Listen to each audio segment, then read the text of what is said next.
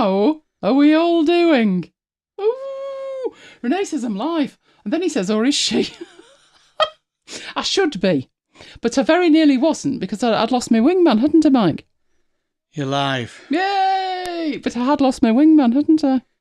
You'd absconded. Yes. We'll discuss that further. Been to see... a friend. A friend. Yes. So, how is everybody doing? Oh, wow. So many people in the chat. It started off with Peter, who was talking to Renee, but I never saw Renee's original post, and neither did you, so that could be about anything. But Renee's wallet is potentially in the open position. I'm wondering if it would be tonight. Let me have a look. No, I think he's got everything. His wallet's clearly been open before. And we must say hello to Jonathan's feet, mustn't we? Jonathan, what possessed you? You're making up for me not leaving the safe confines of MacBites headquarters. I do hope they're feeling better. Do you remember when my feet were like that and so were yours? This is testing him now. It's a long time ago. We both had really, really bad feet. I do. Yes. Ice skating. Ice skating. Yes, ice skating. We'd only been going out about 6 weeks, hadn't we? And Mike I'd just finished my exams. Mike was on holiday. Let's go ice skating, he said. Yeah, we've never been again, have we? Once was enough. My blisters had blisters. It was not a pretty sight. We spent the rest of the holiday. No, actually, did we go ice skating after we went to the zoo, or was it before? I can't remember. Because I don't think we'd have managed to walk round the zoo. But we went to the zoo and Mike discovered an entire new side to me, didn't you? When I got all giddy over the little bunny rabbits. I love rabbits. Oh, anyway, so I was saying hello to everybody. So obviously Renee's there, Tracy's there, but might not be there. Depends on Mr. T. Hello, Carol. Who else have we got? Thank you, Jonathan. Jonathan sent popcorn. Like that. Love it. That's a super sticker, isn't it? I get very confused. But I do believe so, so thank you, Jonathan. Hello, Graham. Hello, Kim. Who else have we got in here? Alex, hello, and Deb. And is that another Carol? I think that's another Carol, isn't it? Hello, Carol. And who else have we got? Have we got everybody? No, I've missed somebody. Hang on. Kim says pandas. No, rabbits. Well, obviously pandas are my number one squeeze, but rabbits, I love rabbits. So we went to the zoo. It was Chester Zoo, and they had baby rabbits there, and they were in this little pen. You could get so close to them, and I got all gooey. And Mike was looking at me like, just a minute, aren't you supposed to be a sophisticated solicitor? That's me billing and cooing over the rabbits. What can I say? I like rabbits. Now, I've missed somebody. I know I have. I'm going back trying to find it. Neil? No. The one that says greetings from good old Germany. Oh, Trimpkin. Yeah, hello. G. Trimpin. I'm not going to try and pronounce I can never it. get that right. The teeth will go. They'll go. But hello to you. Pandemonium's in. Pandas. Yes, excellent. Is Johnny still awake? He's doing quite well. It's a couple of minutes past and he's still there. Hello, Neil. I think I've got everybody. Excellent. Right. What I will do now is attempt to do the magic where everything moves in the way it's supposed to. Let's see how that works. That looks all right. Well, it always does at the beginning, doesn't it? It's when you start it goes wrong. So, what are we looking at tonight? We have the week at MacBites headquarters. It's been quite quiet this week, I thought. Don't know what you thought. Yeah, I think it has. Then we've got, now I've just noticed, while I've been busy saying hello to everybody, do you know who's not there? Jammy. Oh, yeah. He better get his posterior in here fast because the Forklift Magic shortcuts was Jammy's challenge, which I have risen He'll to. be at the gym. Majestically. Well, he shouldn't be at the gym. No good ever comes of going to the gym. No, never happens. So Jammy better be in for that. Otherwise, he'll have to catch up on catch up.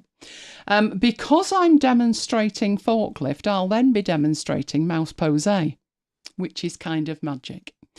Then I've got time blocking in Obsidian. So we're carrying on with the visualizations in Obsidian, despite the fact that it's text-based. Oh, it doesn't need to be just text-based. Then I have some freebies. Then another request from Jammy. Now, I don't think Jammy was on his own with that one, but it was the Trump logo. How did the Trump logo happen? I drew it. You know what I didn't admit last week when I said I drew it? No. I pulled a piece of paper out of the printer and I got a Sharpie out and I started drawing it. which was fine. I looked at it and I thought, that's okay. I'll be able to scan that and then go over the top. Should have thought to myself, could have done that with an Apple Pencil on the iPad, but never mind. Done it with a Sharpie on a piece of paper. We need better quality printer paper. When I moved the paper, I had the Trump hair on my desk pad. Thank God it wasn't the top of the desk. I managed to get it off with isopropyl alcohol, but don't do that. Don't follow me. No, it's never a good idea, but that's what we're doing. And then we've got an update. It's part of the 2.4 Affinity updates. It's for designer and photo, and it's all about the export persona. Now, I did a deep dive on that, but they've updated it and made it better. I had a dirty hack for that. I had a dirty hack workaround, which I no longer need, so I'll share that with you. And then we have an unboxing. I would like to say there was 2, but they sent them in the same bag. And it is a bag, not a box. So it's 2 items, but they're in the same box. That's reminding me of Cracker with the puddings. Do you remember? Don't swear. No, don't swear. Right, so that's what we're doing. Right, let me catch up in here. Oh, Renee says he worked at the Sharpie company. Wow. I love Sharpies. I've got an entire drawer full of them in all the colours, in all the sizes. But needless to say, this was a black one that I pulled out. Made a right mess. And it's permanent marker. Yeah, luckily, isopropyl alcohol and shifting quite quickly with a microfiber cloth got it off. You'll see that. Well, actually, you won't see the Trump hair. You'll see the fact that there's no black marks on the desk mat when we do the unboxing. Right, okay, we are broadcasting in 1080p. Make sure you are watching in 1080p. There is a red flag in the lower right-hand corner, handily near the like button. Oh, we got lots of likes last week. You were amazing last week with your likes. So, Saturday dawned, and the first thing I did, my phone had exploded with comments. Thank you. Thank you for all of the comments. There were so many, I'm still replying to them, but I think at the last count we had over 60, and I've got some to reply to. So that was great. Has it made a jot of difference with YouTube? I'd love to tell you it had. But if I did, I'd be lying. No, nothing's moved. Nothing has moved with YouTube. Obviously, we've got to give it a bit longer. We've got to still do the comment thing. It's a war of attrition, this. We have to wear them down and get them to the point that they know that everybody wants to watch After Hours. I'll do an update next week on where we're at, but just to tell you this week, nothing's changed. Nothing's changed at all. Now, Saturday, we had promised a special announcement, and the special announcement was about the fact that we had a marooned. We were going live again on Saturday on MacBites FM. It was 4 years in, and we had a fabulous, fabulous time. Oh, it was great. If you've never done a marooned, you need to do a marooned. I don't know when the next one is, but there are 500 and odd back shows that you could go to. You'll find them all on the website. That was the new one, so that's up there as well. So if you want to relive last Saturday, oh, we did have fun. I was sharing, it was all about shopping, wasn't it? Because last Saturday, which is probably the busiest shopping day of the week, the payment processing went down, which reminded me of the 2 occasions it had happened to me. It actually happened tonight, didn't it? About 8:30 as well, which was a bit of a problem because Tesco were coming. But I explained that I would never, ever be visiting Huddersfield again. That was because I'd had a rough time trying to buy a laptop. We also discussed when I went viral. If you're wondering, that's our local evening news. That photo, that was mine. I tweeted it, my phone exploded. That was it. That's not the right at Asda though, but it does say, doesn't it, somewhere. It says Asda Trafford, which is our local. We usually go to that one, but we didn't. We went to Stockport that day, and I took that photo and went viral. Oh, it was fabulous. So that's what we were talking about on Saturday night. Great fun. Then on Sunday, we were gearing up on Sunday, weren't we? Mike's forgotten already. Trust me, you didn't on Sunday. It was the Emirates FA Cup. Did you watch the match on Saturday? Wasn't one of the quarters on Saturday? No, I didn't. I didn't. But Sunday was the big occasion because it was Manchester United versus Liverpool, the old enemy. And you weren't confident, were you? No. None of the United fans that I had spoken to were confident. A miracle happened. Yes, they were. Oh, what a match. Actually, it had long periods of being absolutely dire, didn't it? But when they played, they really played. It went into extra time, and they were 3-2 down with not long to go, about 8 minutes to go, and managed to win 4-3, despite the fact that the lad that scored the winner got sent off. He took his shirt off, totally having forgotten he'd already been booked once. But never mind who scored. Never mind United. No. I'm taking full credit for this unexpected victory. You all know the rules by now. If your team is in peril, you need to leave the room so they're able to score in your absence. Something known as the toilet trick, which I dutifully did, saving Mike from even more torment, not to mention ridicule from his Liverpool supporting colleagues. So that's one to me, isn't it, Mike? Thank you. You weren't actually on the toilet when the goal went in. I had only put one foot into the office, so it still counts. But I gave it to you. Yes, thank you. It was my glory, that. And then we had the draw for the semi-final. I think we came out the draw quite well, didn't we? Probably the best draw we could have had. It's played at Wembley, so despite the fact that we were out the bag first, we're playing Coventry City. Do you think we'll win? He doesn't want to tempt fate here, do you? No. We'll see how it goes. Which took us to Monday. I was still recovering on Monday, but I did manage to plan the week. That was about as far as I got, to be honest. I was contemplating what needed to be done in the week, and I've got this job with a client that's turning into a living nightmare. So I was completely exhausted by the time I'd planned what I needed to do. So I needed to find some entertainment. I was thrilled. There's a series of books from the writer of the BBC series Death in Paradise. It's a new series called The Marlowe Murder Club. I've read the books. I think there's been 3 of them now, and I was thrilled to discover that a TV series had been made of the first book. Now, there's no point getting excited over that if I can't get access to the channel. And most of the time, like Netflix and stuff, no, don't have access to that. But I managed to find it on UK TV Gold. Apparently it's on something called PBS in the States. It was fabulous. 3 witty women, a range of suspects, and a rather cute dog. Oh, it was brilliant. Although it said the first series, it was actually just the first book, and it was 2 90-minute episodes. Loved it. Highly recommend that. If you've got access to UK TV Gold, which is free in the UK as long as you've got the app, yes, watch it. It's really good. Or read the book, either way. So that took me to Tuesday. I think I was trying to avoid the job with the client at this point, but I was deep in Obsidian land. I was tweaking data view and so much more, which means there's a great demo later. Great, even if I say so myself. But it was complicated, so I then decided I needed to unwind a bit. So I bought a new book. I think this has only been out about a week and a half. Cal Newport's latest, Slow Productivity. Who's read it? If you've read it or heard about it, let me know in the chat. It was interesting. But I would say it's not for you if you've got an unreasonable boss demanding everything yesterday. But nice ideas that we can all take our time and lie under a tree and think. Who's got time to lie under a tree and think? Yeah, that was the problem with it, I think. So it wasn't a 5-star read from me, but it was all right.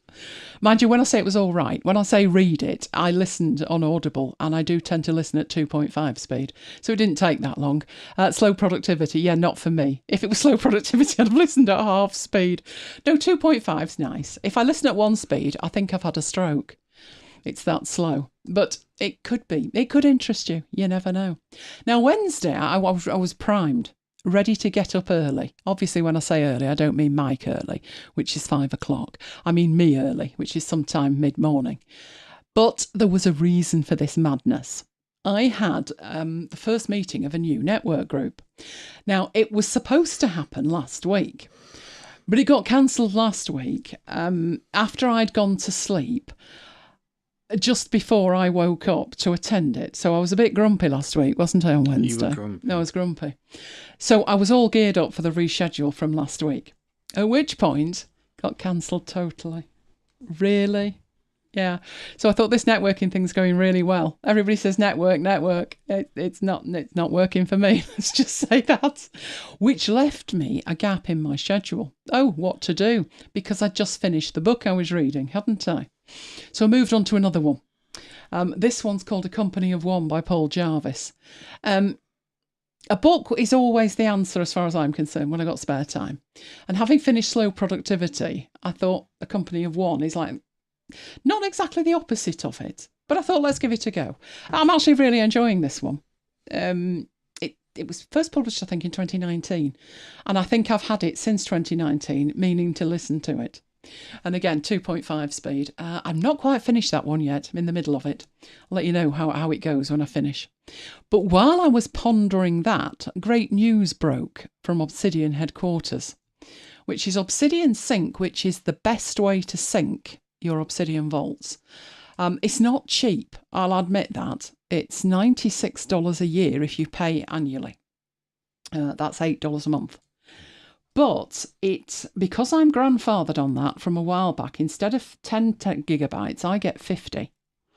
I don't need anything like that space because I don't synchronize anything other than plain text. But for most people, if they have one vault, they don't particularly want to pay that amount of money. So what they've done is they've brought in what they are now calling standard sync. Sync standard and sync plus is what we've now got. So it's half the price. It's one synced vault instead of 10. But you do get 1 gig of total storage, which should be more than enough for one vault. And 5 meg maximum file size for any files that you are uploading. And as I've just said, I don't upload any files at all. And you get 1 month of version history. I nuked my history last week, you know. See what difference it made size-wise. Not much was the answer. So that might suit you better. The only alternative that works on iOS is iCloud. And the least said about that synchronizing, the better. I was using iCloud and it failed so spectacularly. It took me 5 hours to sort the mess out. And I said to Mike, I'm spending money. And that was when I took Sync Plus. Now, the one thing I will say with this is it better to go for the $4? Well, obviously it's half the price. So yes, that sounds great. The thing to think about is if you need more than one vault, then you're going to need the Sync Plus one. The other thing to think about is I'm only synchronizing 1 volt and Mike is synchronizing 1 volt. But that would mean that Mike was paying $4 a month and I was paying $4 a month, which is altogether now $8 a month. So we might as well stick with the one that we're on. And I've got Mike synchronizing, piggybacking on mine, which you are allowed to do. So those 10 volts don't need to be yours. You can allow somebody to sync via your sync account and not give them your password. They have their own password. So if you yourself are synchronizing more than 1 volt, it's still better to go for Sync Plus. And if you're sharing it, it's still better to go for Sync Plus. It's even better for me to go for Sync Plus because instead of 10 gigabytes, I get 50 because I'm grandfathered onto it. But if you just want to try sync, it's now very affordable. So that took me on to Thursday, where I had to face facts and deal with the thing that I didn't really want to deal with, which is Microsoft 365. Crying out loud. This is Office 365 as was. They've renamed it. The issue that I've got, you know, this could happen to a lot of people, couldn't it, Mike? When you buy the box, this box, which at the moment is on offer. Actually, that was something good that came out of it, wasn't it? Because I was dealing with this for the client, and because I was dealing with it for the client, I went to Amazon and I thought, oh, it's $79.99. I know it's 80 quid. No, it was on offer. They've got 2 spring sale days. I think it's yesterday and today. And it was $49.99, which it wasn't that cheap on Black Friday. So we've got a few more boxes of that to play with now, haven't we? Yeah. We bought everything we could. You were limited, but we bought the lot. So I think I mentioned that we're sorted until I'm in my next decade, and I'm not divulging what that is. Obviously, I'm 21. But why I was looking at this for a client was they already have this, but they need it switching from one account to another. Now, this version is the family pack. So again, Mike and I could share this, but we choose not to. But you share yours with your mum, don't you? So it works for 6 people for $49.99. And each person can sign into 5 devices at the same time. Because there's 6 people involved, each person gets 1 terabyte of storage. Now, if you're thinking, I've got no one to share it with, just get 6 other email addresses or 5 other email addresses and log into them yourself. And that way you get 6 terabytes of online storage. There is no rule against that. It's just 6 accounts. And even if the person already has an account, they can still piggyback that onto your account. So you're paying $49.99, but you could share it between yourself and 5 other people, which is a good deal. It is. The storage is OneDrive, which has just been updated. So if you're interested in looking at what OneDrive can do for you now, let me know. We sat through that update, didn't we? It was shocking. Do you remember? It was that blurry. Yeah. And then they said, let's have a Q&A, and they disappeared. So the Q&A was for people in the room. The people online were just left staring at a blank screen, which was great. Not. You may already be using the calendar, but it's ad-free if you've got Microsoft 365. And then there's all the apps, and it's not the standard apps that you would think of, like Word, Excel, PowerPoint, Access if you're on Windows, but there's also Clipchamp, which I think is something like £8 to £10 a month. Have you seen the price of that? No. It's a video editing app, an online one. So, obviously it's not Final Cut, but if you just wanted to make a quick video, it is there as an option. There is a free option, and there is a paid for one. But if you have got Office 365, then you can piggyback at that on top of that as well, and you get that free. So my crisis is what to do with the account. I've got the person who owns the account has got their own stuff in OneDrive. They've got the business stuff in OneDrive, and now we've got to unbake the cake and separate the lot. I think it's going to be easier if the business just buys a box and sets it up separate, and we'll do it that way. But I've got to do it next week because the person's retiring. So this is going to be great fun. That'll be next week's story, I can tell you. Because every time I make a suggestion, it's like, that won't work because. And I'm like, well, why did you do that? Why did you do that? Oh, and the other thing is that they're using Publisher and Publisher's RIP in 18 months. So it's going to be great, great fun.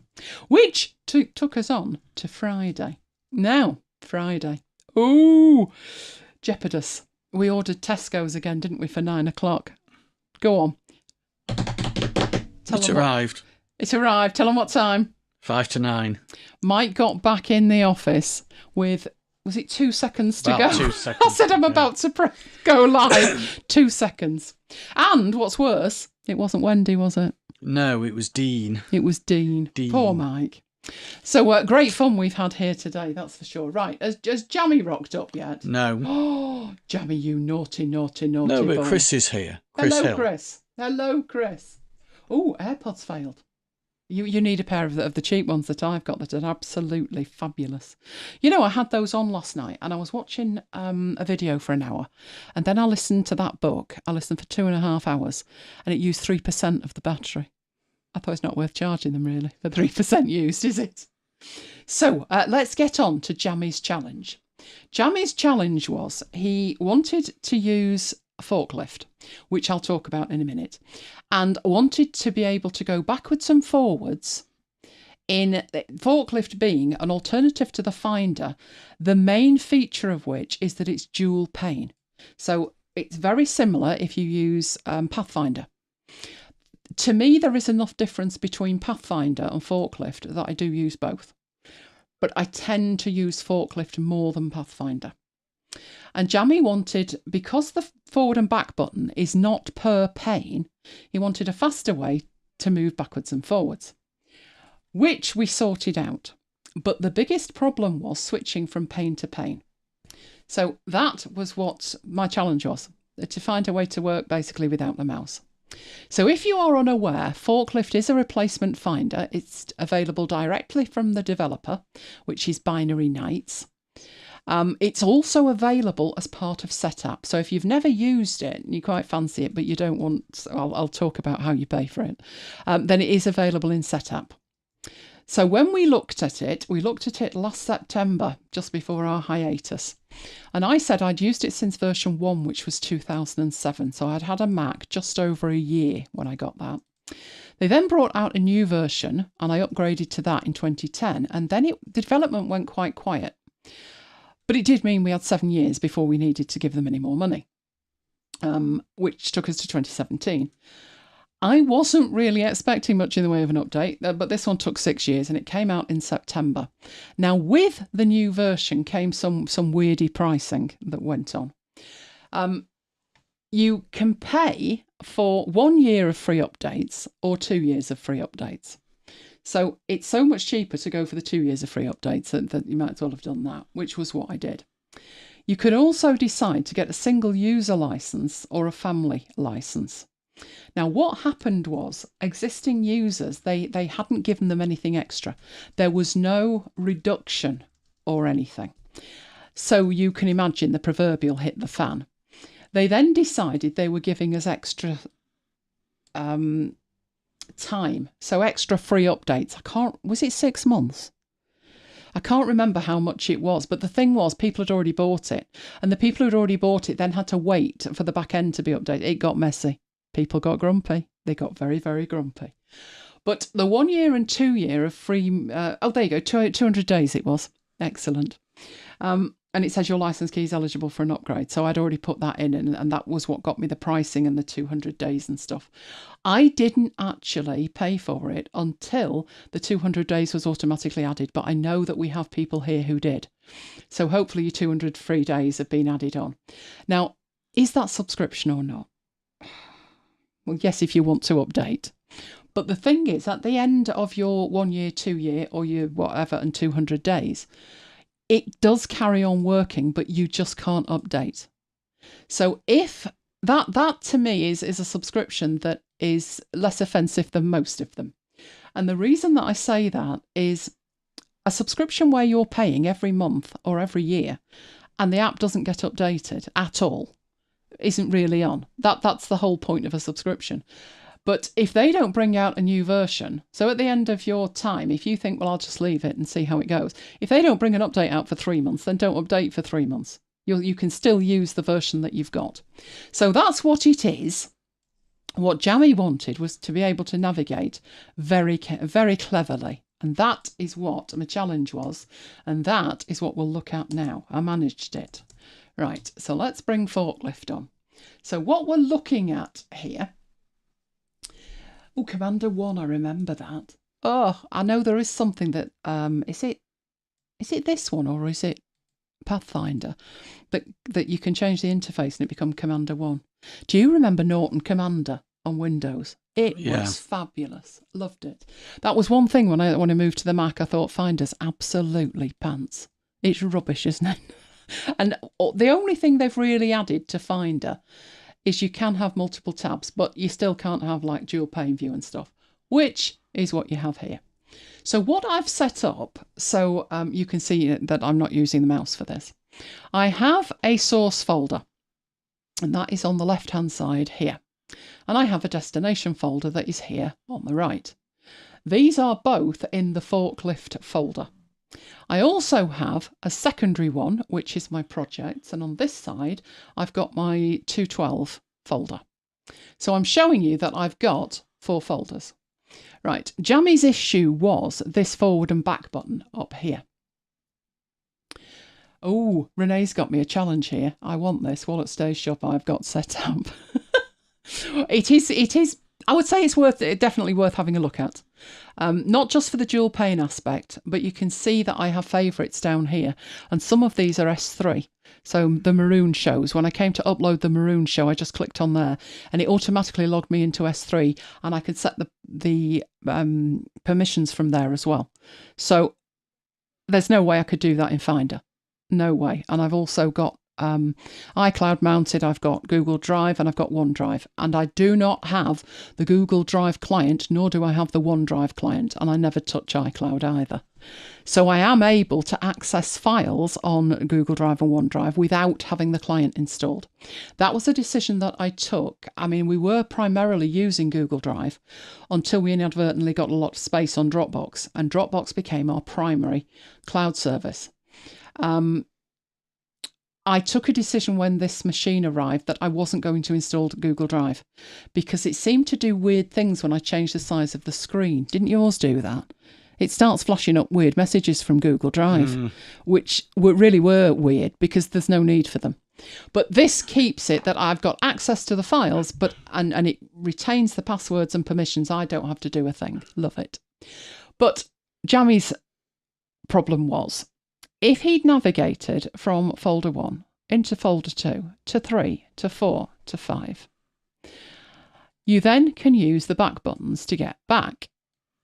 But the problem was, it wasn't logical to him that this pane on the right-hand side also used these same back buttons. And I've got to admit, when he mentioned it, I thought, do you know, he's quite right. That's exactly how I think. So, got a question there from Carol, haven't we? Have you ever covered Keyboard Maestro? I did. Do you want to try and find it? Yeah. I did. I could have been more than one. But happy to do it again if you've got anything specific that you want to know. Right, so Jammy's issue was, if there was a shortcut to navigate backwards and forwards, that would be a better way to do it. And there was. So we have Command and Backspace. Now what I'm going to do before I do that, I'm going to turn on Mouseposé, which is that says on at the bottom. And that means as I show you navigating backwards and navigating forwards, you can see in here, I was in Source, wasn't I? I was in there. And that should be allowing me to navigate. So I'm navigating like this. And then I want to navigate back and navigate forward. And that's with the shortcut key. And the shortcut key is Command and square bracket to go backwards, left square bracket, and right square bracket to go forwards. And the thing with that is it works even if you are in a different pane. So if we go in here and we go to Source and navigate down, so to 3 to 4 to 5, then I can use these and I can navigate back upwards like that, even though I'm on the right hand side and the buttons are on the left hand side. So that was the initial challenge. But then the issue became, that's great, but it isn't going to work unless I can switch from the pane on the right to the pane on the left. Now, the active pane is the one with the orange stripe. So if I do that, you can see the orange stripe is moving from left to right. That is undocumented. I went through every menu last week, if you remember, couldn't find it. It's the tab key. So you can tab between them, which means at the moment I'm focused on the left, but I can tab to the right and I can move backwards through there, or I can move forwards. So if we go to Source and into 1, like that, and 2, so I'm doing this by opening them, I can then move back up and move back down with the same shortcut key, and I don't have to touch the mouse. Not touching the mouse at all. The tab key will take me across to the other side, and from there I can move back up. So the key that was missing last week with Jammy was the tab key to switch between the two panes.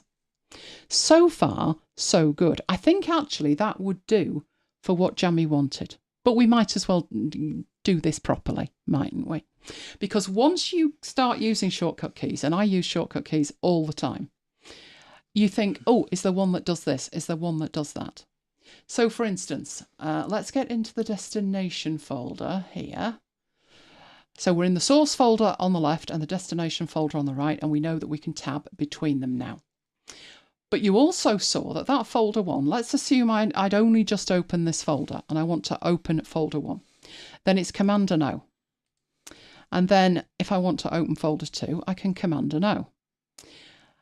And what I'm doing is I'm using the down arrow, then whatever is blue, I'm then Command and O, and it will open it.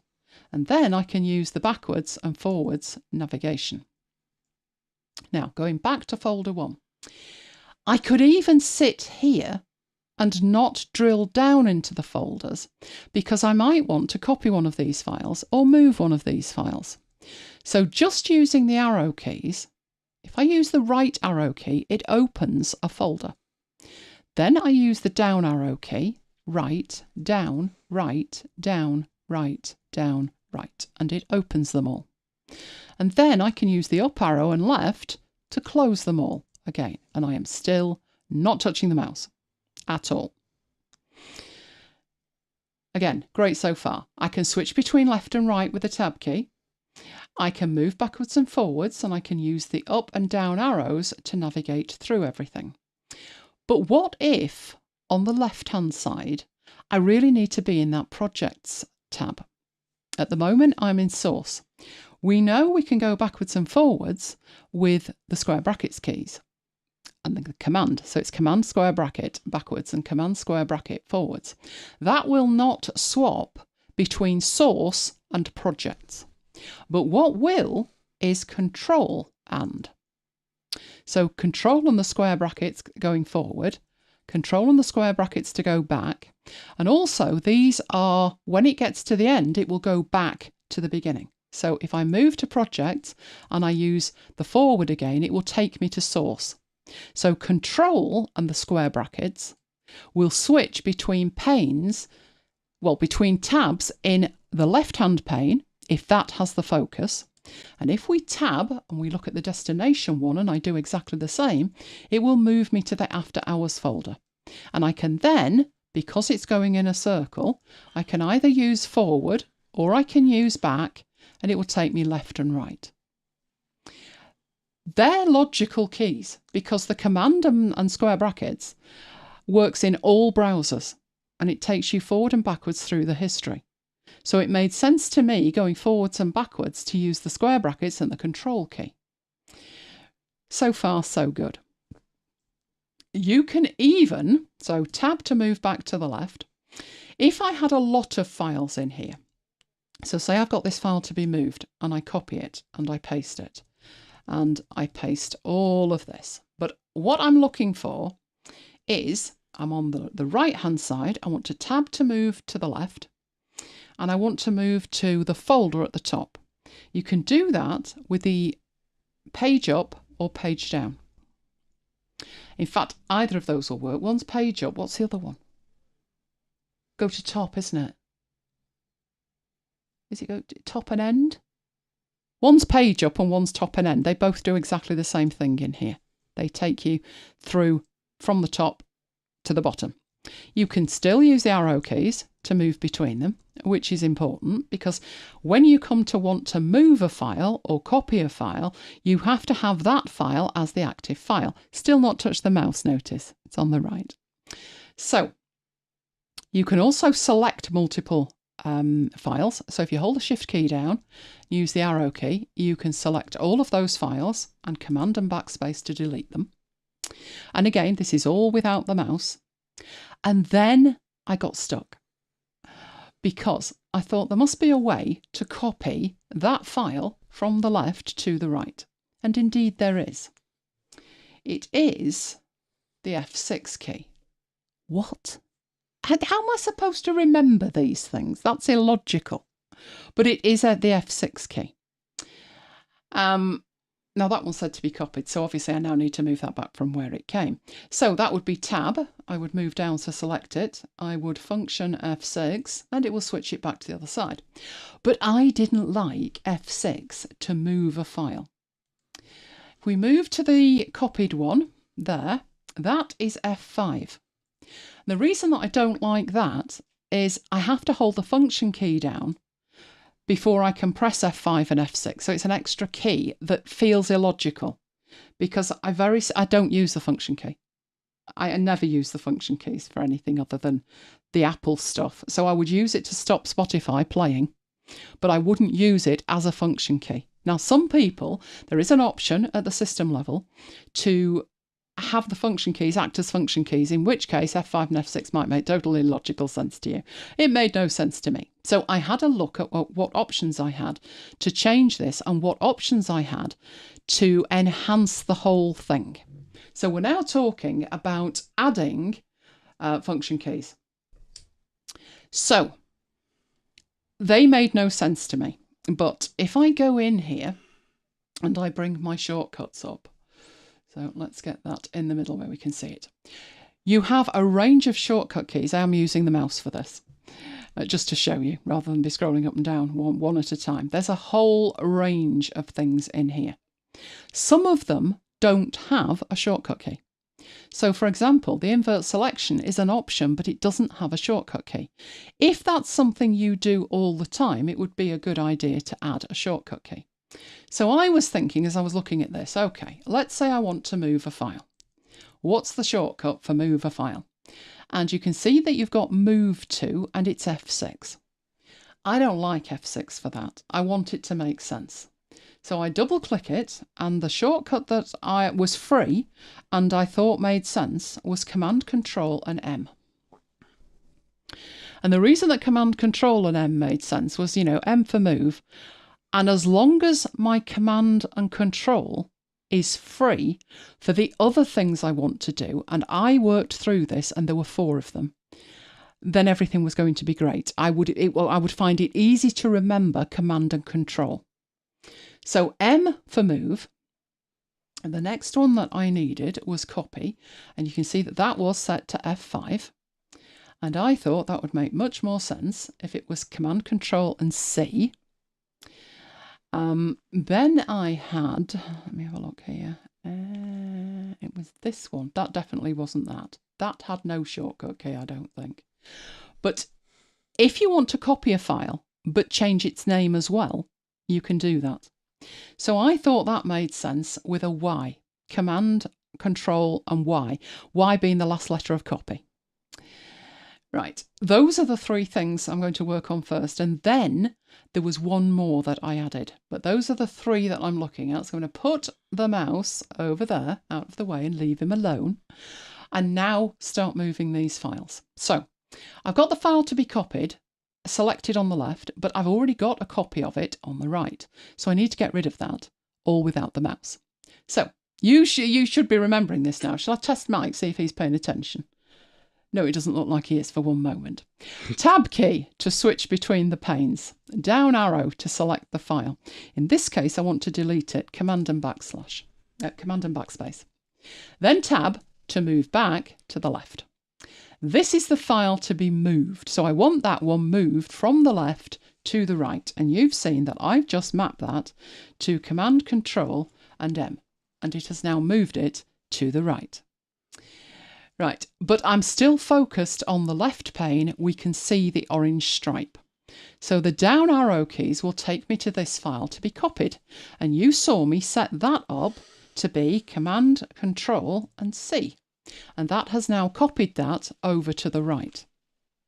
So far, so good. But I also did another one, which was copy as. Now that did not have a shortcut at all. So I said Command, Control and Y. And what it's doing is showing me the file name I currently have. And I'll say with a different name. And that will copy the file that's selected on the left over to the right. And obviously this works the other way as well, but with a different name. It's enabled me to rename it before I copy it. That only left one problem as far as I was concerned. It meant, in terms of features I already knew that are standard in virtually every app, Command and T will give me a new tab. The navigation, Command square bracket backwards and forwards, absolutely fine. I could even move between the tabs with the square brackets, forward and backward. That left me one thing that I couldn't do. You want to hazard a guess what that was, Mike? No. No, because he's not paying any attention whatsoever. Looking at his nails, believe it or not. Right. I was listening to you. Yeah, I'm sure you were. You do a good impression of it, Mike. Right, what if I wanted my source folder to be on the right and my destination folder to be on the left? So I want to switch those tabs from the left pane to the right pane and the right pane to the left pane. So I went hunting for that. So in my shortcuts in here, was it swap or was it switch? Swap panes, no shortcut key. I thought that's poor. That's really poor. So I then started thinking what would make sense, what would make it easy to remember. And I thought X for switching. So Command Control and X, my new shortcut. I have mouse out of the way. On the left-hand side, I have that file to be copied, and you can see that the folder is the source. So right at the top, it says source, and the destination is on the right. If I now use that shortcut key, it switches them round. Destination's on the left, and the source is on the right, all without touching the mouse. So I did have to sit down. The first thing that was important was the tab key, which will focus the right pane and the left pane. If you only learn one shortcut key, that's the one. But to be honest, the others make total sense if you sit down and plan out what it is you need to do. And then don't just randomly use shortcut keys where they've all got different modifiers. Try and find one modifier or two modifiers that you can use for the whole thing. So to me, there was 4 of them. There was the moving a file, copying a file, changing the name as I'm copying a file, although I would probably use that less, and then the ability to swap panes. So thank you to Jammy for forcing that, because I would probably have just stuck to using the mouse, but I do detest using the mouse for jobs like that. So it was worth taking the time to work it out, because now I'm not touching the mouse while I'm doing it. So do we have any questions on that? We don't. Oh, Tracy's trying to get UK TV Play to work. Oh no. I don't need that outside the UK, but they are very, very clever and very crafty. I do have a VPN, and sometimes when I'm on the VPN, but I'm going through London, so it is the UK, it still knows. And another thing that it does is Google comes up and says, like, this IP address is like used a lot, so you have to say that it's you again on it. So I don't think all VPNs are equal. I think that's your problem. Oh, thank you, Chris. You like that. It is something that it's quite difficult to demonstrate. That's why I turned my Mouseposé on, so you could actually see the shortcuts as they were happening. But it is worth taking the time. Now, Michael say to me, I can't remember all the shortcut keys.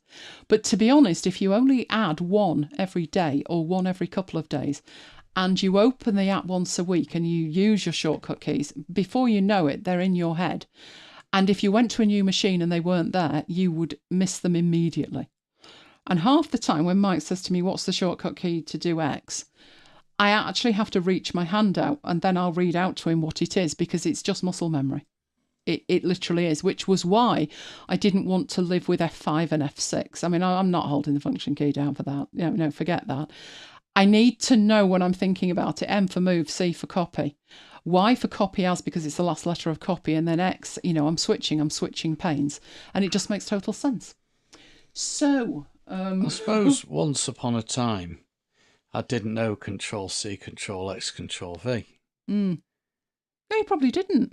No. I mean, I trained people a long time ago, I'll admit, 90s. And when you say, like, Command and B makes it bold and Command and I, it's like, oh, you've changed my life. And you're like, it's one shortcut key. But I do understand that, because I use thousands of shortcut keys. Literally thousands. My brain's got a bit older now, so I can't remember them all. I think it depends on how often you use them. If you're not moving files that often and you don't open Forklift maybe more than like once a month, then there probably isn't much point. It would take you longer to remember them. But as long as you make them logical, they are easy to remember. And especially when you kind of map them to something that is in another app. So, I mean, in Vivaldi, I don't really need a mouse for Vivaldi either. I've got millions of shortcuts in there. And anything that I can't remember a shortcut for, you've got the command bar. So, and it is way faster to whiz round it with shortcut keys than it is a mouse, much as I love my mouse. So there you have it. Right. You're sorting Tracy out. Excellent. That is a very good drama, I'm telling you. Right, let me get rid of this, and I'll just go over what those shortcuts actually were. And before I do that, I will turn that off. So Jammy's initial challenge was to switch the focus between the panes, and that is simply the tab key, although it doesn't tell you that anywhere. So literally I was just pressing every key until I could find it, crying out loud. But it's there, it's the tab key. Then if you want to navigate back through the history of a specific tab, it's Command and square bracket. If you want to navigate forward, it's Command and square bracket, it's the right square bracket. That is worth remembering because that's the same as a browser. Then if you want to focus the next tab either on the left or the right, then it's Control and square bracket. You want the previous one, Control and left square bracket. Moving is simple. The up arrow, if you want to move up, it's the up arrow. You want to move down, it's the down arrow. But the right arrow will open a folder and then let you drill down, and the left arrow will close that folder and walk you up the hierarchy. Then if you want to move to the top of the list, it's page up. You can also use home for that. To move down, it's page down, or you can use end. Then we've got my custom shortcuts, which is why there is a stripe down the left-hand side. The swap panes I added was Command, Control and X. The move file was initially set to F6, but I didn't like it, so I changed it to Command, Control and M. To copy a file, I changed it from F5 to Command, Control and C. And then to copy a file and change its name didn't have a default at all. You would have to have used the menu for that. And I changed it to Command, Control and Y. I'm just thinking one thing I could show you in relation to this. Now let's get Forklift back. If you can't remember, then one shortcut key that is worth committing to memory is Command Shift. So let's get that back on. It is Command Shift and /. And that activates the search option in the help menu. And the reason that that is worth memorizing is it does it in every app. The Affinity apps, your browser, anywhere. Anywhere that has that option, it will do that. And then what you can do from there is actually start typing it in. So if you were typing swap panes, you type swap, what you're looking for, use the arrow key to go down, and it will show you what the shortcut key is, but it will also bring up the actual menu so you can move your mouse and click on it if you wanted to. I use that all the time in apps where I know there's a command and I don't know the shortcut key for it. What I tend to do, if I find myself looking for it 2 and 3 times, if there is a shortcut key and I'm okay with it, it's a reasonable shortcut key, I'll commit it to memory. If not, I might decide to allocate a shortcut key to it. So you can see you've got show one pane, which is the 4th option down, but show horizontal panes, there is no shortcut key. So you could add a shortcut key for something like that if you wanted to. But that help option, which is Command Shift and /, is brilliant. I heard tell, don't know how true this is, and might probably not the person to ask. I heard tell they'd added that to Windows. It was that popular on the Mac, they had added it to Windows. There's a little challenge for you. Think of it as like a jammy challenge. I'm challenging you this time. Okay, let's come out of Forklift and get rid of that and go back into there. Right, okay, which brought me on to Mouseposé Magic. Who's heard of Mouseposé? It's been around for a long time. It's from the people, Boinks. They are the people that make Photo Magico. It's actually quite funny if you go to their homepage. They mention MacBites, don't they? They've got a link to a discussion we had about Mouseposé in episode either 112 or 120. I've no idea which because they've made a mistake on their page. They've got both of those numbers. I noticed they hadn't put a direct link to when we tore them a new one over the subscription to Photo Magico. When we calculated it was worth something like $3,500. I noticed that. I noticed these things. So that's who make it. The idea of what it actually does. Let's show it to you. So I have it up here running under Bartender. So come on, Bartender. There we go. That's not good. It's put it on the other page. So I'll bring the preferences up and that way we can see it. Grand. So it does 3 things. It's got 3 options.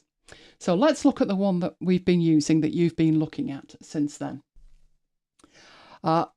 It does the mouse, it does clicks, and it does keystrokes. So it was keystrokes that I needed to show you. So I allocated a hotkey to it, and that is how I've been turning it on and off. The alternative to that is you can go up here and you can turn on the first option, turn on the second, or you can turn on the keystrokes. But obviously, I didn't want to have to go and do that because I have the app hidden in Bartender. The other option is to bring up this window, which is the preferences, and then activate it. That way you don't need a shortcut key. But I put a shortcut key in. And when I use that shortcut key, it turns it on, as you can see, and it turns it off. And then you've got your actual options.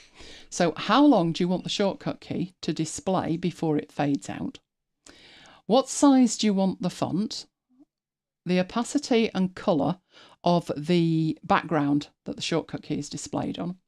And then whether you want to show the notifications, and do you want all the shortcut keys, only ones with modifiers, or only modifier key combos? And I had to play around with that and thought, you know what, it's easy to just do all of them because I was doing a specific thing. The other option you've got here, this is actually split into two if you think about it. You've got this bit here and then you've got this bit here. So although there isn't a line between them, it would be nice if there was. This bit on the right is completely different. This is telling you where to display it. So you all know that I have 3 monitors. Normally my monitors are all the same size. They are 2560 by 1440, which is the same size as my iMac was.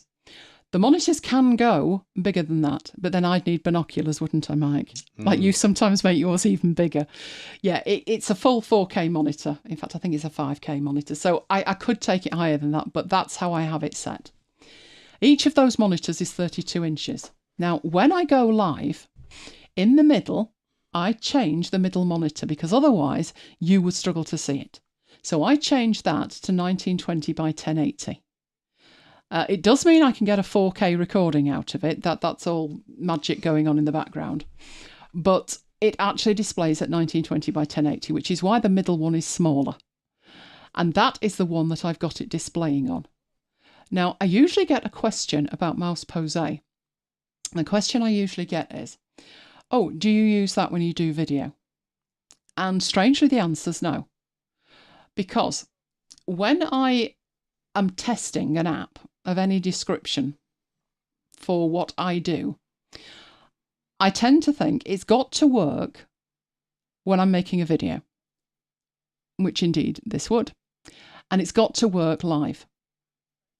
But there are some things if I'm making a video that I wouldn't use the same app as I would if I was going live.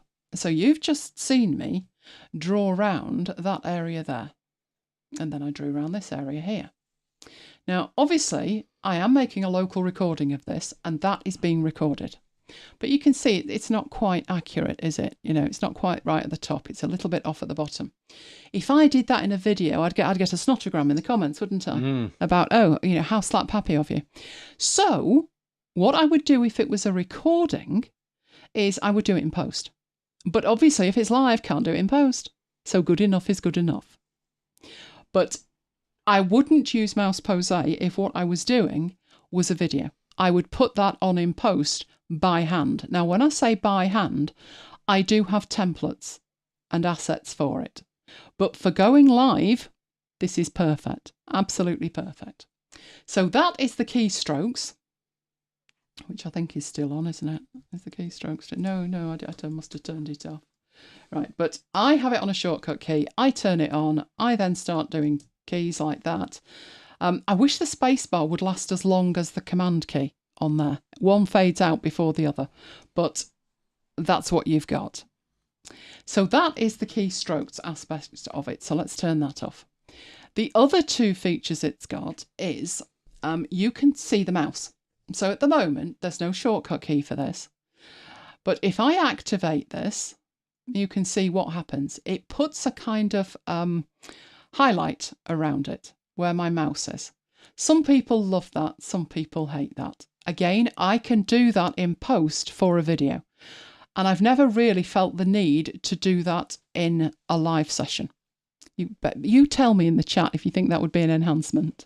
Don't make my life more difficult. Oh, guess who's turned up? Go on. Oh, Jammy. Oh, you've just missed it. Oh, tell him, Mike. Tell him.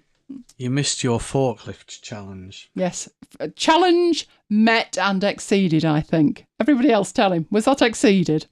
So that's what I've got with this. It's kind of like a spotlight torch effect going round. And you can decide, what size you want the radius, what you want the circle blur, what colour you want, how long you want it there in the animation and stuff. So it's highlighting the mouse and like drawing attention to what you're talking about. I must admit, like I say, I don't particularly use that often at all. It's the keystrokes. And the only reason that I have Mouseposé is it's one of those things that, I can do all of this in post, but if I'm going live, I need a different way to do it, and Mouseposé is that way. Now, the mouse clicks is fractionally different. Some people have said they really like this, others really loathe it. But what you've got here, if I activate this, is when I click the mouse, you will get a red dot if it's the left mouse button, a green dot if it's the right one, and I would love to show you the blue one, but it doesn't recognise when I press the button. It doesn't do that at all. It just does weird things. So, and I haven't got any other mouse buttons, so I can't really demonstrate that. Can't get the blue one working. But if you have a mouse with a middle button or anything like that, then it would be blue. As it says, it's expanding with the clicks. It sits there for 0.3 of a second and then disappears. You could turn the sound on for that. If my Mac ever makes a noise, what am I like, Mike? I will hunt it down until I find what made a noise, and then it's gone. When I install this new machine, there is a default like ping. When you try and do something and it can't do it, it sort of pings. And you've got to have it set to something. And I didn't like any of them, like Frog at Night and stuff like that. So I actually have a file of half a second silence. And it's called silence.aiff. And I set it up to be silent. I do not want it pinging, binging or anything else either. Binging or bonging. Yes, I definitely wouldn't turn that on. But, maybe you've got somebody with a vision impairment and you want them to know when you're clicking. So, there's all options that you may on the odd occasion use. I don't think I've ever used Mouseposé or the mouse clicks, but the keystrokes I have. So there you go. So that is how I did that live when we were doing Jammy's challenge. Right. Pandemonium says exceeded. You'll have to go back and watch later, Jammy. It was all for you. Right, let me deactivate that. And are you deactivated? Yes, whatever, discard that. Activate, activate, and activate. So they're all off at that point. So I can close that down. And that is the magic of Mouseposé. So as I say, it is something that I only really use when I'm live. Because other than that, I can be neater in post. You said you had a snotogram. People are very entitled, aren't they, when they send snotograms? The font wasn't right, this wasn't big enough, that was too big. All that kind of thing. And you're like, did you learn anything? Yeah, just asking for a friend. So, let's move on to Obsidian, where we're time blocking. So, last week, I did say this is our note-taking app of choice, although Mike opens it, when he needs to. Something for you to look up on Wikipedia, once every Preston Guild. Is that every... Find out how often that is, Mike. It's ages, that. If you say once every Preston Guild, you mean once every now and then. Years we're talking, years. I wouldn't say Mike's that bad, but maybe once a week. How often is a Preston Guild? Every 20 years. There you go. See, I told you it was a big gap, wasn't it? Yes. But I remember we talked about that in a Marooned, and I had to look it up myself. But it's an event, isn't it, in Preston, City of Preston. And it's only once every 20 years. So that's why. So Mike doesn't open it often. For me, it's open all day, every day. It is completely text-based, like I talked about last week, and we did do an entire series on setting it up and all the nuances in it. What I've been doing with this last week and this week is, although it's text-based, adding things like Kanban boards and the Eisenhower matrix. And today it's time blocking. Now, this was something that I saw in Obsidian about a year ago. And I thought, that looks pretty. How do you do that? And I looked at it, I thought, oh no, I can't be bothered. And when I say I can't be bothered, it was like, I don't want to add something that's going to slow it down, or that is just fluff. You know, it's like, oh, that's pretty, and then you never use it. But about 10 days ago, I thought, that time blocking thing, let me have a look at that. And it was quite a job to install it, but whoa, it kept me on track, because I'm putting down like blocks of time and what I intend to do with it. And half the time, that's not what happens. And I don't think I would realise, but for the fact that I've got this time blocking thing on. So I've certainly got more done with it. I will show you how to set it up completely from scratch in a new vault. Right, however, as I've said, there's quite a lot to it. It's not difficult, it's just, go through it in a particular order. The first thing you will need, there are 3 plugins that are required. Periodic Notes or the Daily Notes. Now, Daily Notes is a core plugin. Periodic Notes is a community plugin, but Periodic Notes is amazing. So I personally would go for Periodic Notes over Daily Notes every time. Then you need Data View. Now, if you don't have Data View installed, it can't iterate through the tasks. So that's why you need Data View. And then finally, you need Day Planner. And that's the plugin that actually visualizes your day as time blocks. And remember, all of this is just reading in text from a text file. Now, there is an optional plugin, which is the calendar. I've always had the calendar there in Obsidian, because I moved from Rome, and Rome had an integrated calendar. So it just made sense to me that there was a calendar. And when I went to Obsidian, I'm like, where's the calendar? I can't use a daily note if I haven't got a calendar. Where's the calendar? So I ended up installing it as an option, to be honest. And I was using the daily note at the time. And then I switched to periodic notes.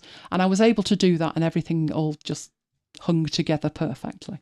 So let's replicate that in a completely new vault. And I will also show you a couple of dirty hacks, because we love dirty hacks, don't we? We do love dirty hacks. So the first thing I'm going to do is go and find my data. So let's bring this on here.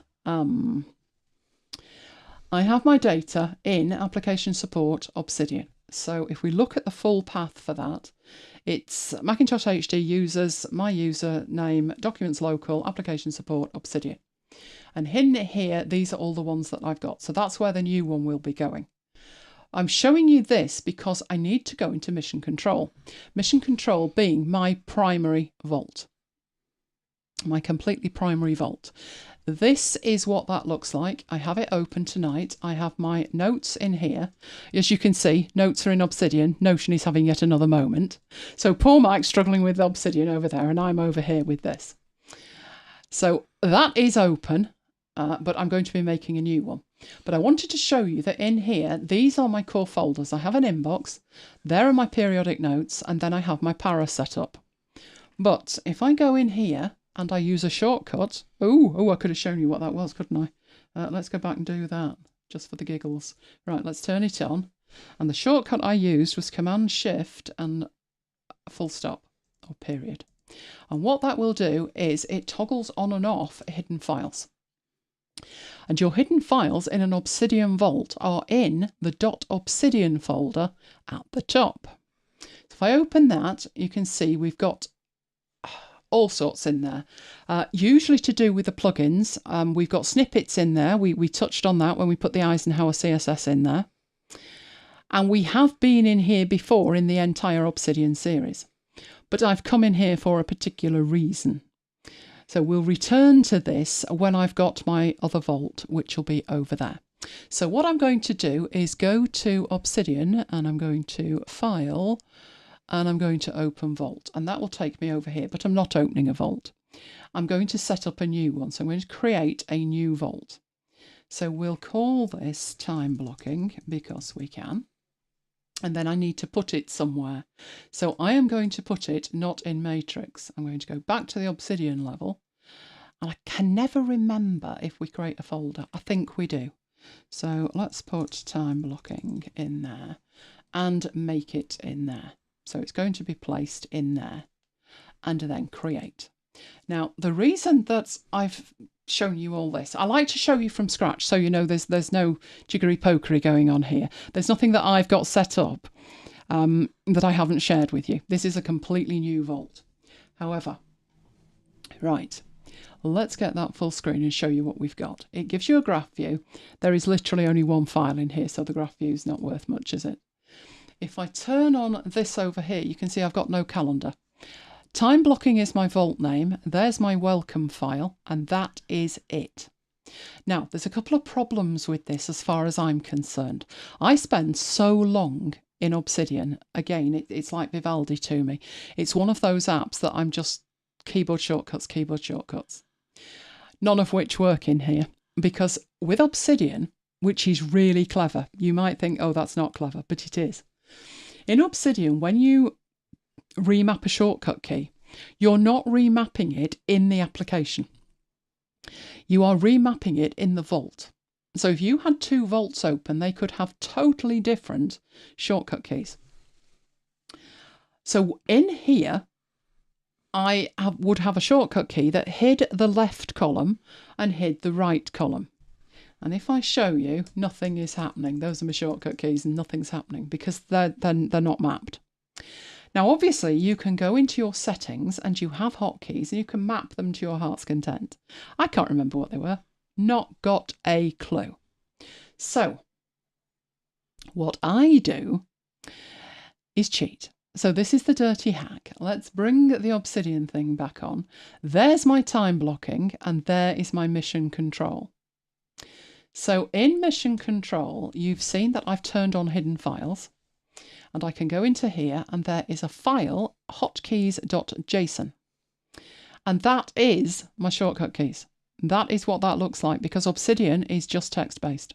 Even the control files are just text-based. So this is saying, you know, toggle a pin, there's a shortcut key. These are all my shortcut keys. There's another shortcut key for adding a markdown link to existing text. So they are in there.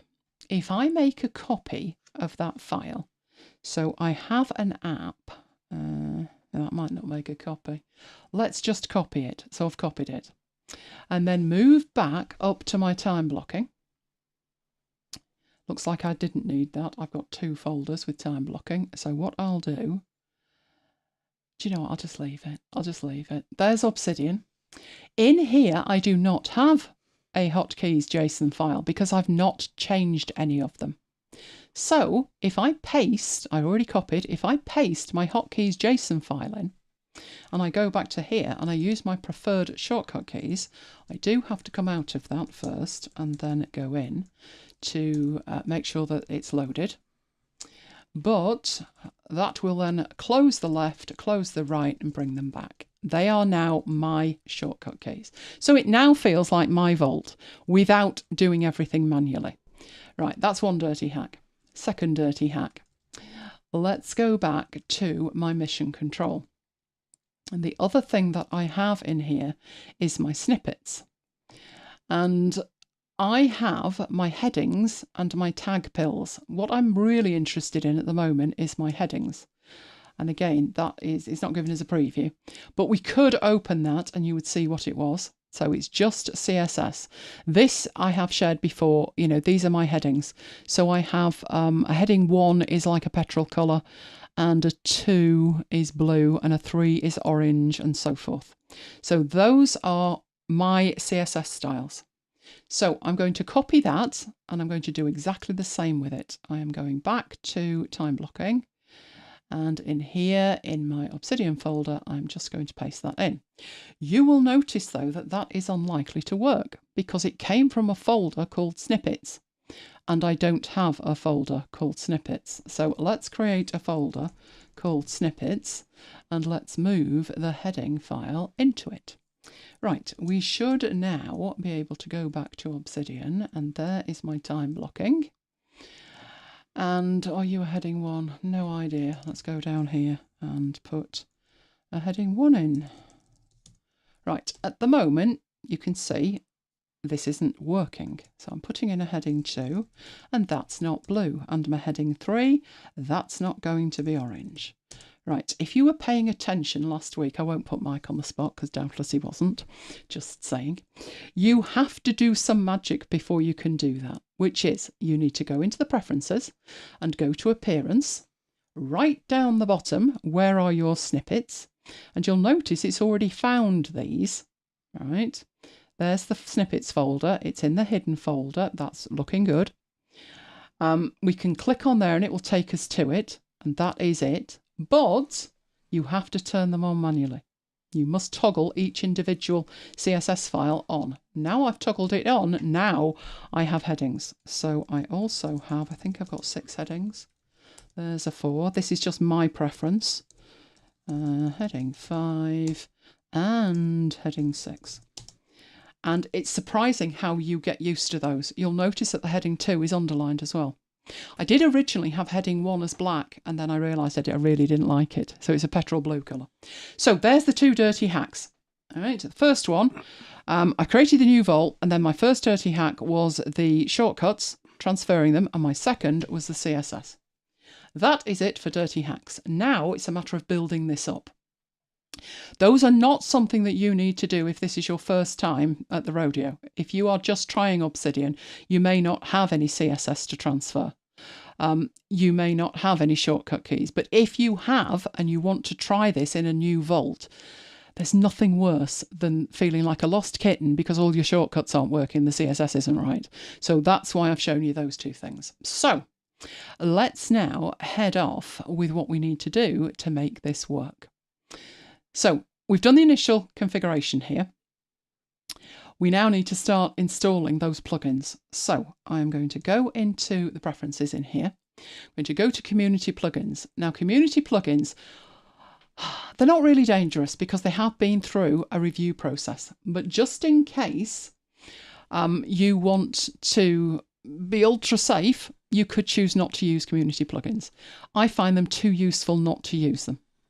So I'm going to turn on community plugins. You can see I don't have any at the moment, but what I will do is go and browse and find the ones that we want. And you can see there's over 1,500 of these plugins, all kinds of things. Some of them really weird, and others are like, oh, why isn't that a built-in feature? But what I will do with this, I will put in the ones that we need. So the first one that I'm going to be looking for is the periodic notes. And it's this one by Liam Kane. So I'm going to click on there. It gives you a lot of information about what it actually does and how it works. Although, to be honest, you don't really need to do that much with it. But what I'm going to do is install it. So it installs first, and then you would need to enable it. As soon as it's enabled, you can go to the options. So at the moment, it's telling you what you can do with this, so that's fine, I know all about that. But it's not doing anything. But the reason that it's called periodic notes and not daily notes is that it gives you weekly notes, monthly notes, quarterly notes, and yearly notes. And I use all of them. But for this one, I'm only really interested in the daily note. Right, the first thing you need to do, and this was something that I absolutely loved in Obsidian when I was moving from Rome, is in Rome, the dates are in US format. You can change it, but you need to sacrifice a chicken to make sure it works. So in here, that is my preferred date syntax anyway. I prefer to have the year at the beginning, followed by the month, followed by the day. I call that a sort date. And that way I know all the dates will completely sort. Now, I don't have to change anything in there. If you want to change it to American format, feel free. I'm never doing that. The second thing is that you can put in a template that it will use as the daily note. I don't do that, and that's because I want my daily note content to be based on the name of the file. So I add it manually, but you could do that if you wanted. The next thing you need to do is tell it where it will find the daily notes.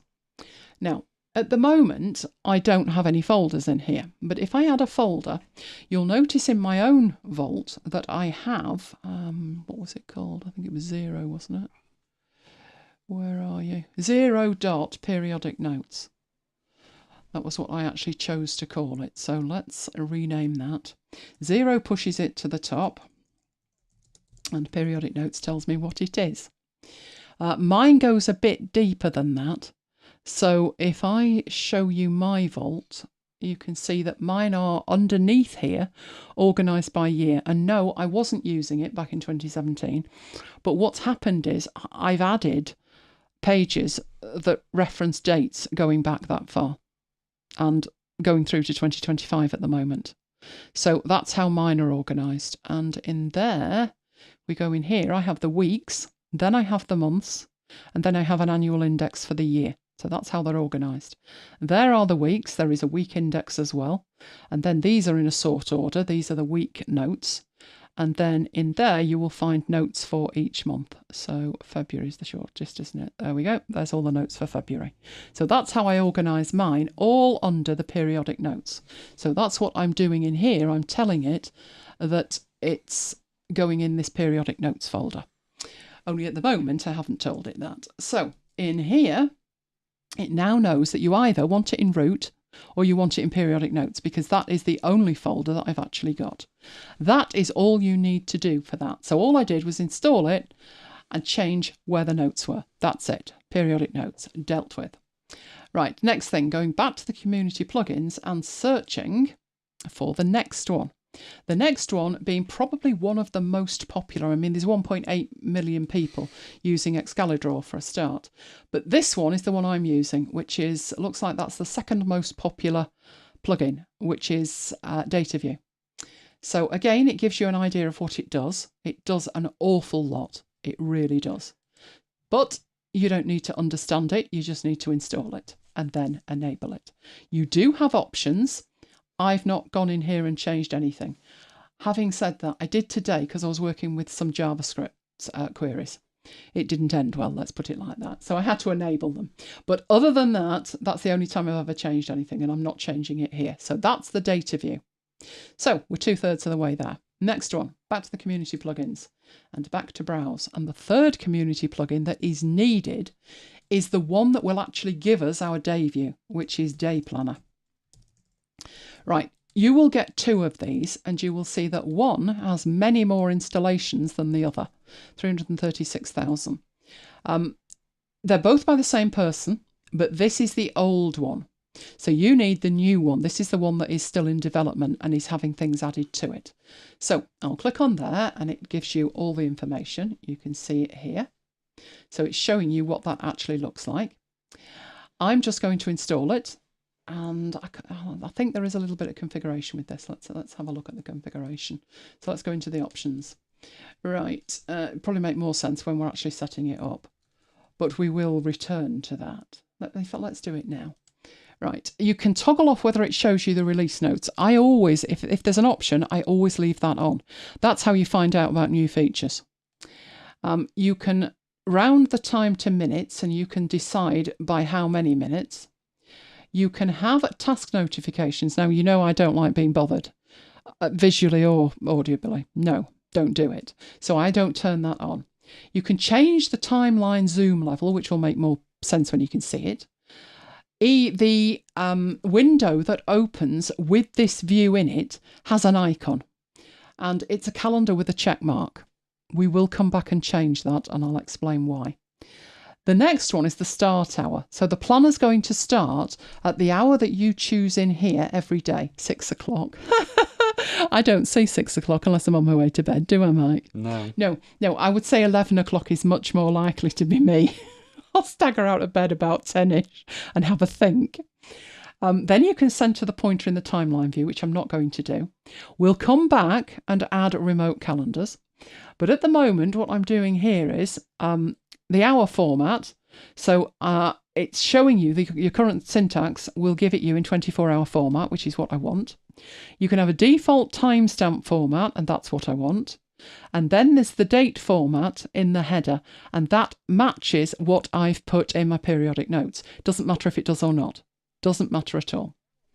Then you can have the heading under which you're going to put what you're doing, and then it will visualize it for you. And the only difference I made there was I put a capital P on planner. What you type in there is what it will use when you click on a day that the note for which doesn't already exist, and it will add in the heading. That's where it gets it from. You can then decide with that planner heading level, which is this, whether it's a heading 1, 2, 3, 4, 5, 6, however you want it. And I have mine as a heading 1. Then there is a widget that sits on the status bar being down here, this bit down here. So at the moment, it's just got backlinks and stuff in it. What is going to happen if you leave this turned on is it's going to give you a bar there by default, although you can change that. So it says a bar at the moment. So I will show you that when we've got some in it. You can choose whether you have a timestamp showing or not. I'll leave that off at the moment. You can then choose to stretch a task in the timeline if it doesn't have an end time. This is showing you what the syntax is. I'll leave that off as well. The default task duration, I prefer an hour, so I'll move it to 60 minutes. And then you've got colour coding. So if you're putting something on there and it's really important, you can add what's called a colour override to it, and it will change the colour of it based on a hashtag. I may show you that later. But I do want a colourful timeline, and these are the default colours. It's going to take you from green to a purple. So let's enable a colourful timeline, and those are all the options. That is actually all you need to do. At that point, you're done. But I think it would be better if you had a calendar to navigate your daily notes. So to do that, we go back and we go to the community plugins and browse. This is the optional one. The whole thing will work without this, but I think you might as well have a calendar. It's by the same person who does the periodic notes, and the two integrate seamlessly. So I'm going to click on there. This is what it's going to look like. So I'm going to click install, then click enable, and then look at the options. There's not many options to be worried about, but I do turn on week number, and then it gives you weekly notes and settings, etc., etc. But that's all I need to do. Right, but obviously at the moment, where is everything? Well, if we look in the top right hand corner here, you can see I've got day planner timeline and I've got calendar. Oh dear, they use the same icons. So how am I supposed to know which is which? Well, I actually move my calendar to this end, and I have my calendar showing all the time because I can navigate with this. I can navigate between my daily notes. So that makes total sense. This is my day planner timeline. So if I click on that, you can see my timeline. There is my timeline. And it's showing today's date. And if I open this up here, we haven't got anything going on in there. It's just showing today's date, and there's nothing showing on it. So what I do with this is I have my calendar at the top, and I move my day planner timeline down. So I'm clicked and dragged, and I move it down. And then I move that up. Now, because of that, it probably would make sense that I narrow that down a bit and make sure that I've got it wide enough that I can see all of the buttons. But that is my day planner. Now, if I click on the cog here, you've got access to the properties. So it's saying the zoom at the moment is a 2, and you can say a 3, or you can say a 1, and it will shrink it up a bit. So that's probably better in there. So I've done that so we can see a little bit more of it. I can actually see all of this when my screen is set to its normal res. But the only reason that I'm not seeing it at the moment is the size of it. But I could fix that by going back in to my day planner, and where it said 11 o'clock, what if I said 12 o'clock? That will give me a little bit more room. So I won't see 11, I'll see 12, and then I don't really have to scroll much at all. Right, so first thing to fix, these have the same icon. That's not good. But if you go into the preferences for day planner in here, you can see there is a timeline icon, and that is what it's talking about, calendar with a check mark. You have all of these options that you can use instead. So there's one in here, sheets in a box, that looks pretty decent. So I've changed it and I've come out of there, but it didn't change. That's because it would need to close down and reload. But you don't even need to do that. What you can do is go to View and force reload, and that means you wouldn't have to restart it. And when it reloads, it's now got the icon, the different icon. So you know that that's your calendar and you know that this is your time blocks. So far, so good. Right, so we now need to put some stuff in here. Well, at the moment, this is on today. So at, you took the dog out about 4, didn't you?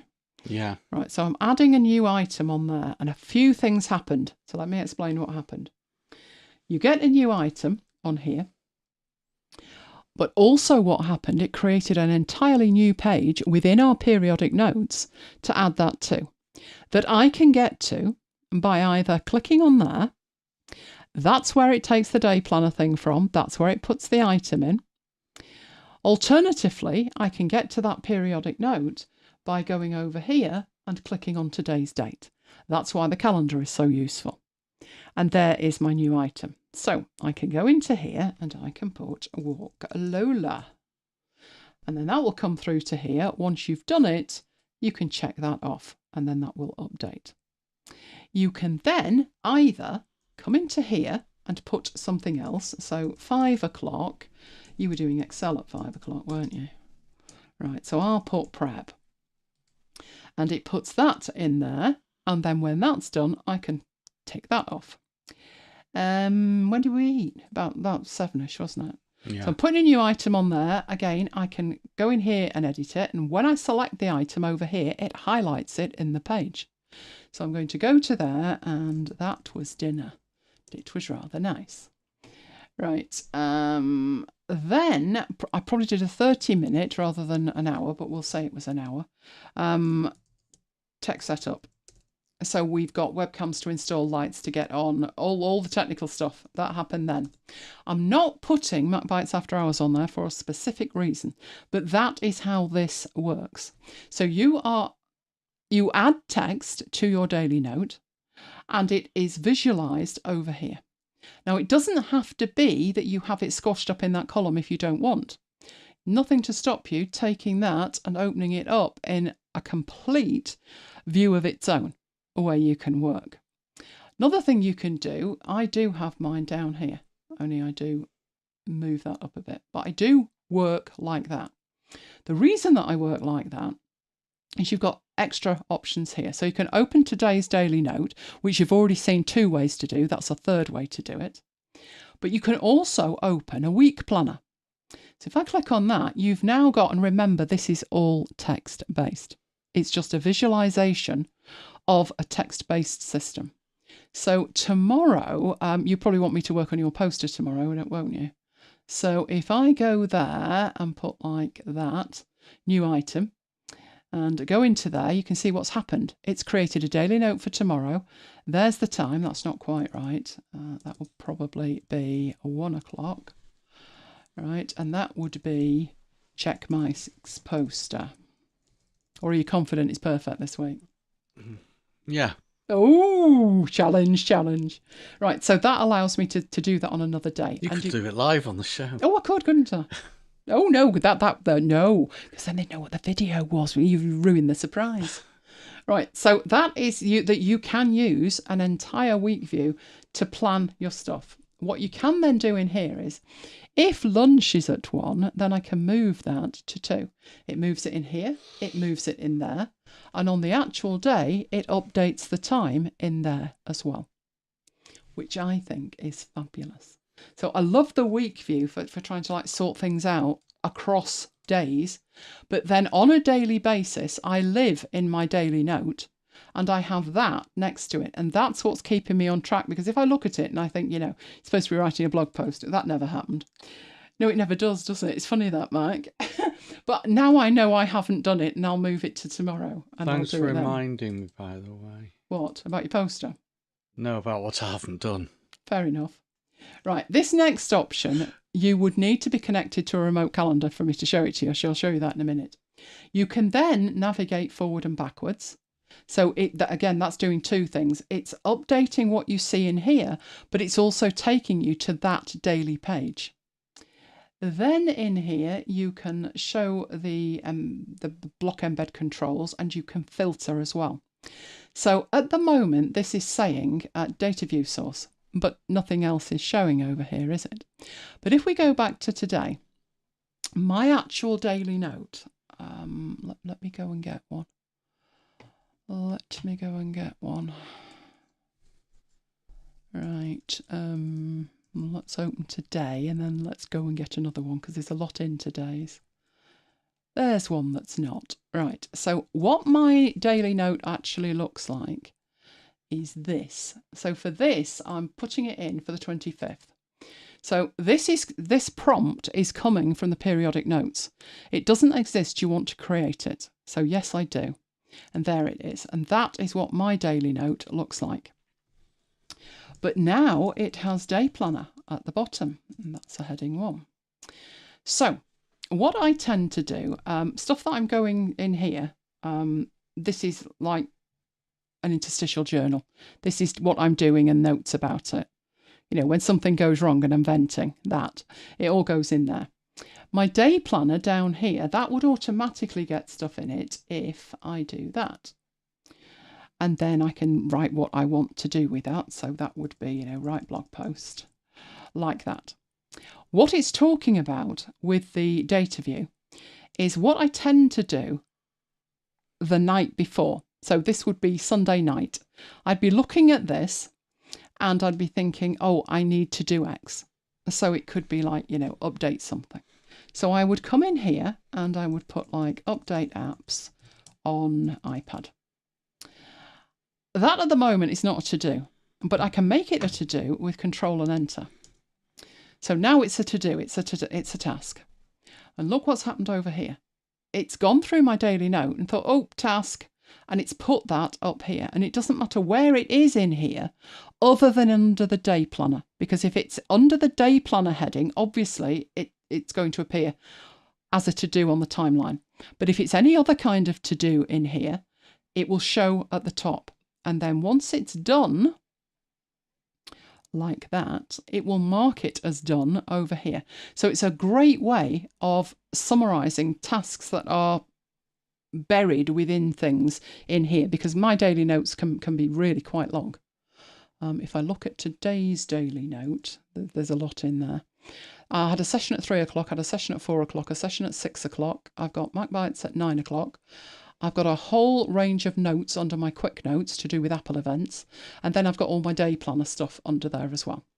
And the fact that this morning I was reading another book. I haven't finished the first one yet, but I was reading a different book this morning in the small hours. So I've got it under my reading what I was reading, and then a TV programme that I watched. So I do have a lot of notes in my daily notes. So it's great to be able to look over here and see things that I wanted to do that should have been ticked off that aren't. It gives me a summary of it. Right. Good so far. How are we feeling about that? How are you feeling about that? Are you going to install all that lot? I bet you are. You're going to ask me to install it for you? What's the dog up to? She disappeared into the kitchen. Mike's watching the dog here on the CCTV, and she's outwitted him yet again. There you go. She's settling in the kitchen, isn't she? Yeah. She likes it in the kitchen. There's a big white box in the kitchen that's got treats in it, so she likes that. It's called the fridge. Actually, there's 2 fridges, isn't there? So she sat just between the 2. Her treats aren't in there. No, not all. No, but at the meat is. She has Billy Bear, which is a kind of, it's a bit weird, isn't it? It's a bear's face, but it's actually meat. What are we teaching her? Because I wouldn't give her rabbit ears, would I? No, she can't eat rabbits. Never let Maya have rabbits either. Right, so how are we with that? I can't scroll back again. It's gone weird. Right, okay, we'll move on. So, as you move down here, if I was to duplicate these, so I can move these, and if I move them, it updates the times over here. And if I put extra in, so I'm just going to leave these saying new item, you can see that the colour is going from green at the top to purple at the bottom. Do notice one thing though, these are all neat and tidy in time order. If I go back and I put one in at 3 o'clock, it puts it at the end. So if you are obsessive about, that's not in the right order, you might want to deal with that. You can easily deal with that by doing what I'm doing now. that's Command, Control and up arrow, and it will sort them out for you. So the 8 o'clock should be down there, and there's the 7 o'clock, and that will be there. Now they're in the right order. And you can see the lovely hue from green to purple. Right. Now, it gets even better. Okay, where are we? We're on the 25th. We need to be on the 22nd. Right, there we go. So that's today. We're going to go back in now and look at the options that we have for the day planner. So that was the sheets in a box, which we've done. So we've seen that. Moving down here, you can see that we've got the bar thing, but all of these are done. We could do with one that's not done so you can see it. So if we go to the 25th, no, we haven't got anything happening at the moment. That's why we're not seeing it at the moment. But one of the best things is this remote calendars.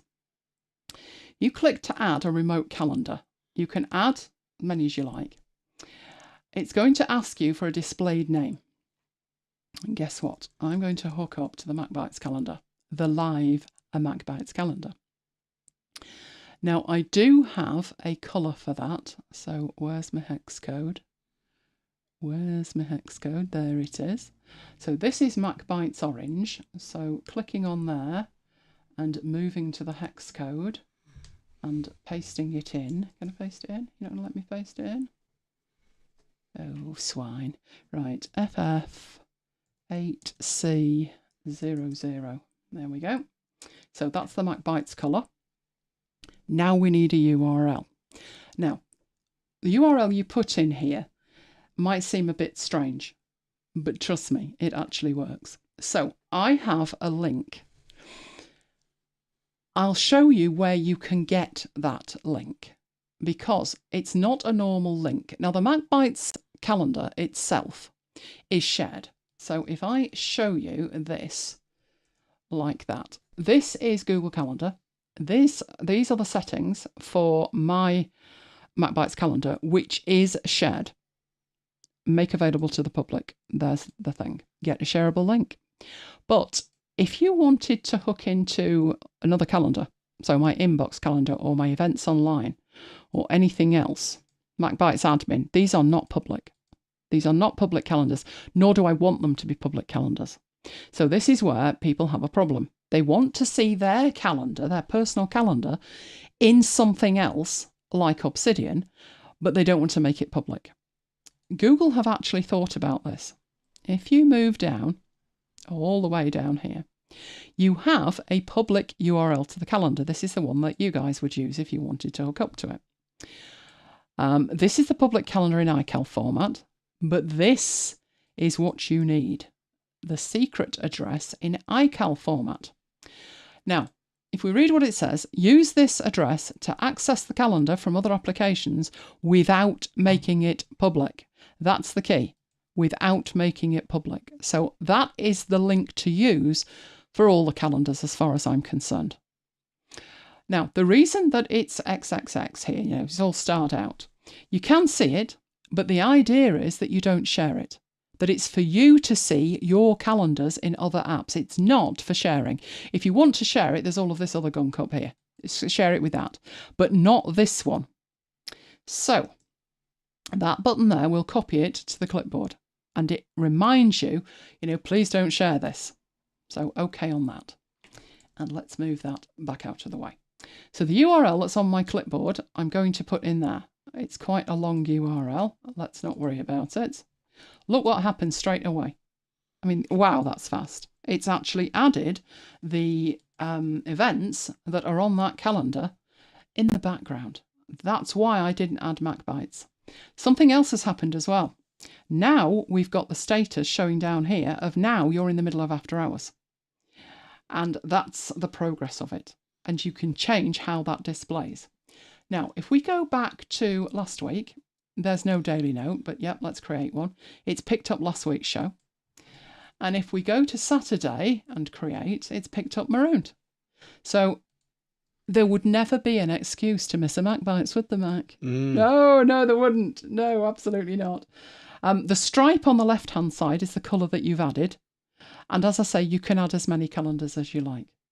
So that's why I didn't add it manually. It makes sense to have it automatically pull through. And because I use the setup that you're looking at now all the time, my calendar's always at the top, my daily plan is next to it.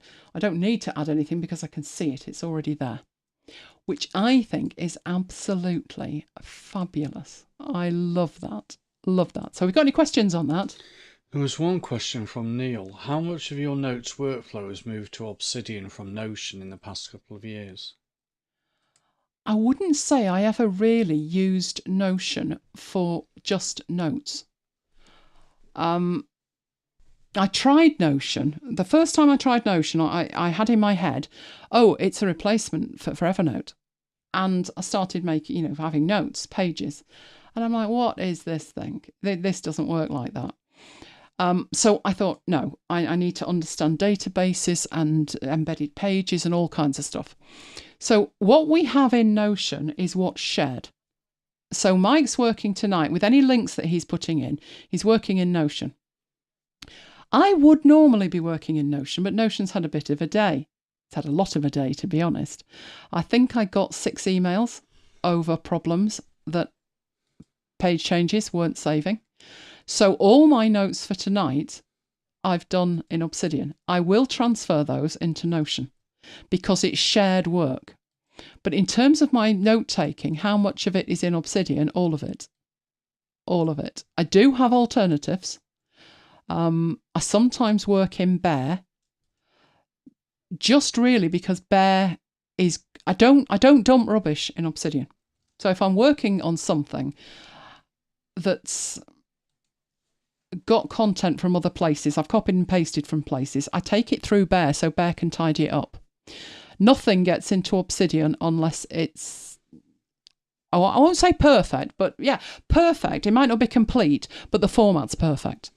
There's nothing in there that's going to cause me problems down the line. Do you remember OneNote when it threw its toys out the pram?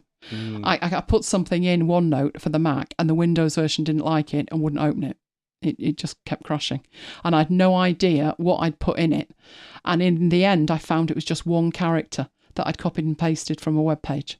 So that's why I'm very careful with Obsidian. So I sometimes pass stuff through Bear because it does great translations. I still have a Craft subscription because Craft does one job brilliantly. And that is the review of the year. But other than that, it doesn't have databases, so I don't really bother. But one thing with Obsidian is it's personal. Mike can't see the notes I've got in Obsidian because we don't share it. There is a way that you can do it, but I'm not letting him loose in there. And you wouldn't want me loose in yours either, would you? No. I'd be tidying it up, wouldn't I? You never find a thing. So I think of Obsidian as personal, but it's where all my notes are. And the thing with it is, when I was using Roam, it's like, oh, you want everything to be perfect. So I'll put that on a Post-it note and I'll transfer it later. That doesn't work. So with Notion, I wouldn't put something on a random page in Notion. It would go in a show. It would go in an item for a show. Let me see if I can show you what that actually looks like by comparison. Let's lose that and have a look at that. Yeah, that should do it, shouldn't it? Okay, let's close that down and bring this on. Right. Okay. This is Notion for after hours. It's a database. So if you look at it, it's a Notion show inside the CMS. And these are all the properties of it. So when is it? What's the show title going to be? What's the link? When it was created, etc. You come down here and then we've got the show management. So this was all the pre-show stuff we had to do. Then at showtime, we needed to do all of that. It makes sense. I wouldn't put all of that in Obsidian. I wouldn't. Then we've got the thing embedded. Then we've got the blocks. The timings will go in here. And then there's the actual items themselves.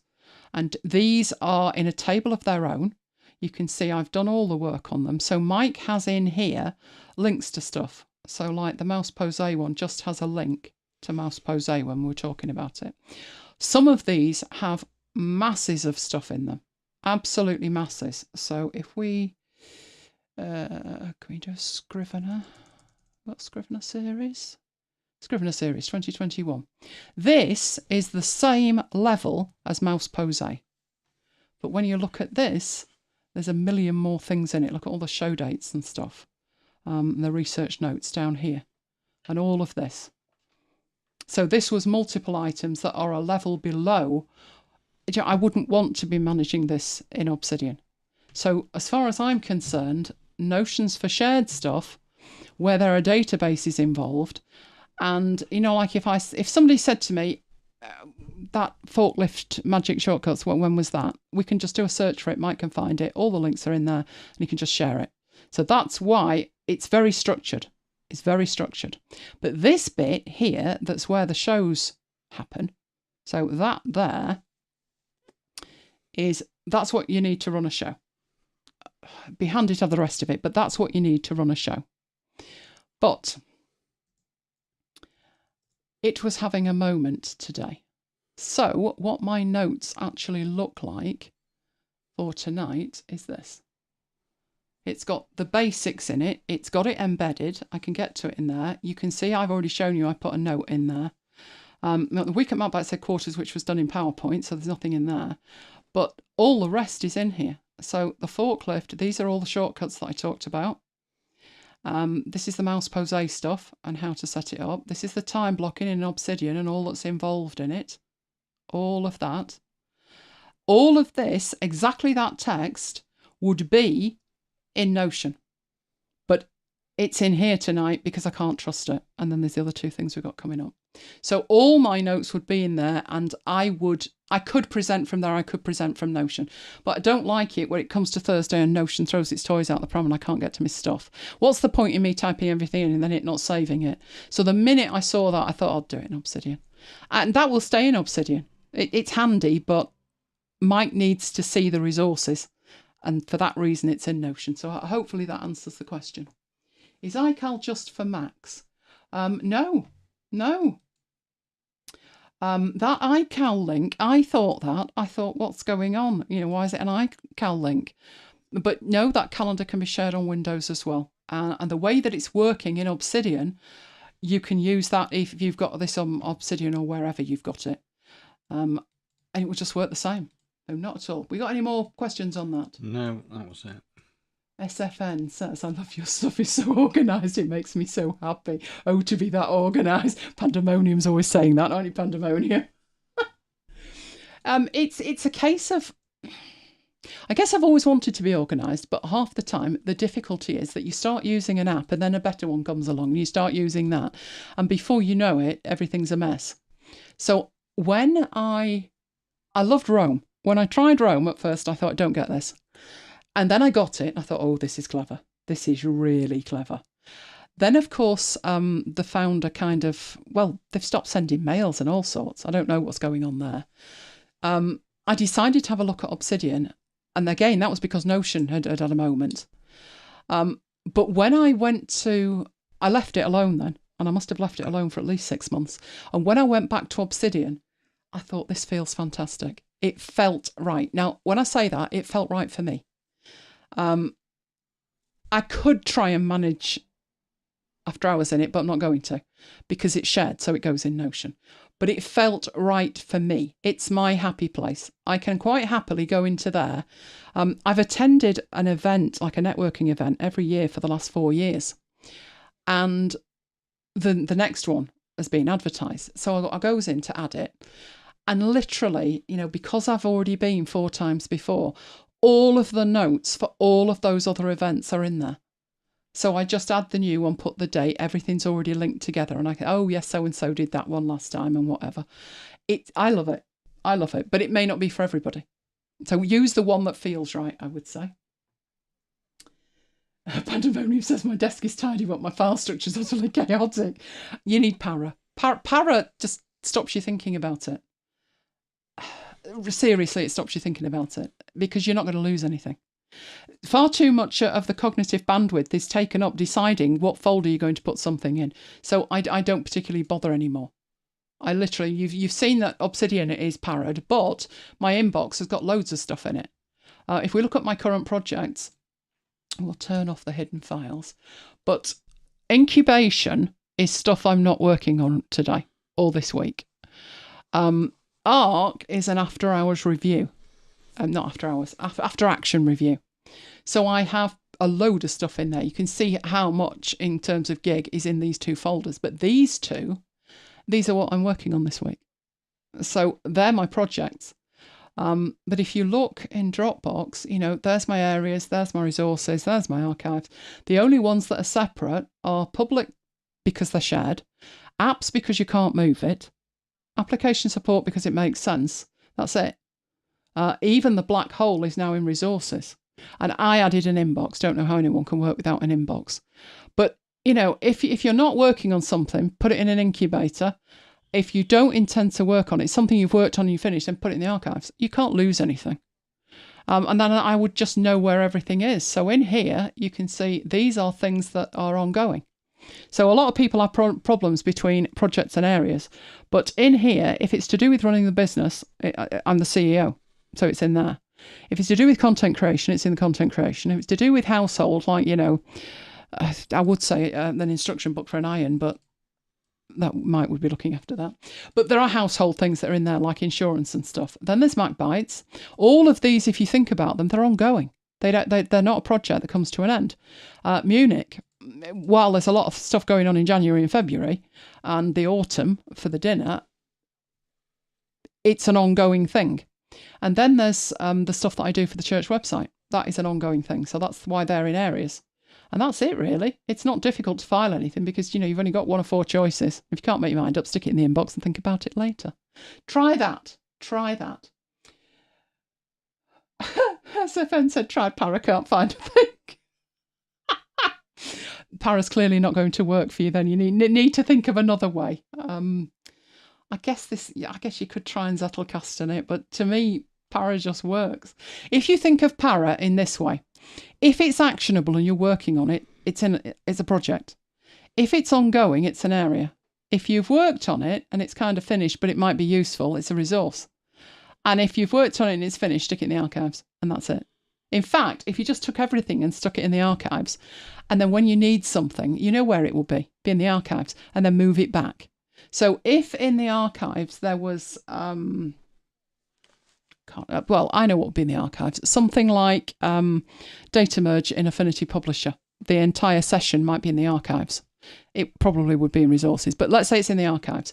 If I decide to do that for version 2, then I just grab it and move it back into projects. It's to do with how actionable the content is. It's hot actionable in projects, and in archives it's cold. So think of it as like a heat map going from hot to cold. And maybe that will help. I don't know. Neil, I saw that fly past. Thank you very much for that, Neil.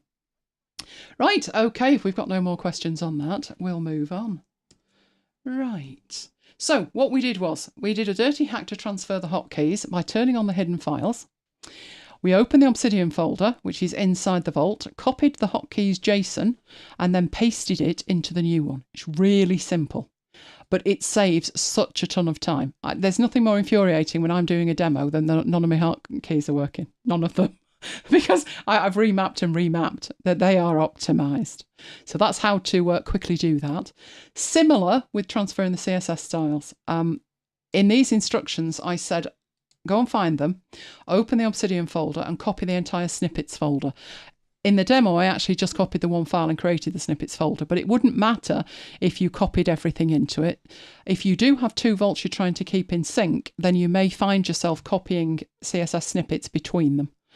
But that is how you do it. And then for the actual visualization and the time blocking, you install the daily notes or the periodic notes. I went for periodic notes.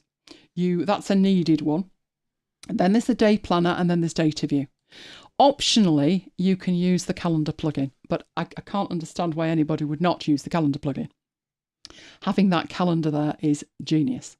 When I moved from Rome to Obsidian, in Rome, you had to click a button to see the calendar. And when you clicked a date, it hid itself again. So moving to Obsidian, where you click the date and boom, it stays there, that was huge. I know it's small, but trust me, it was huge. Right, okay.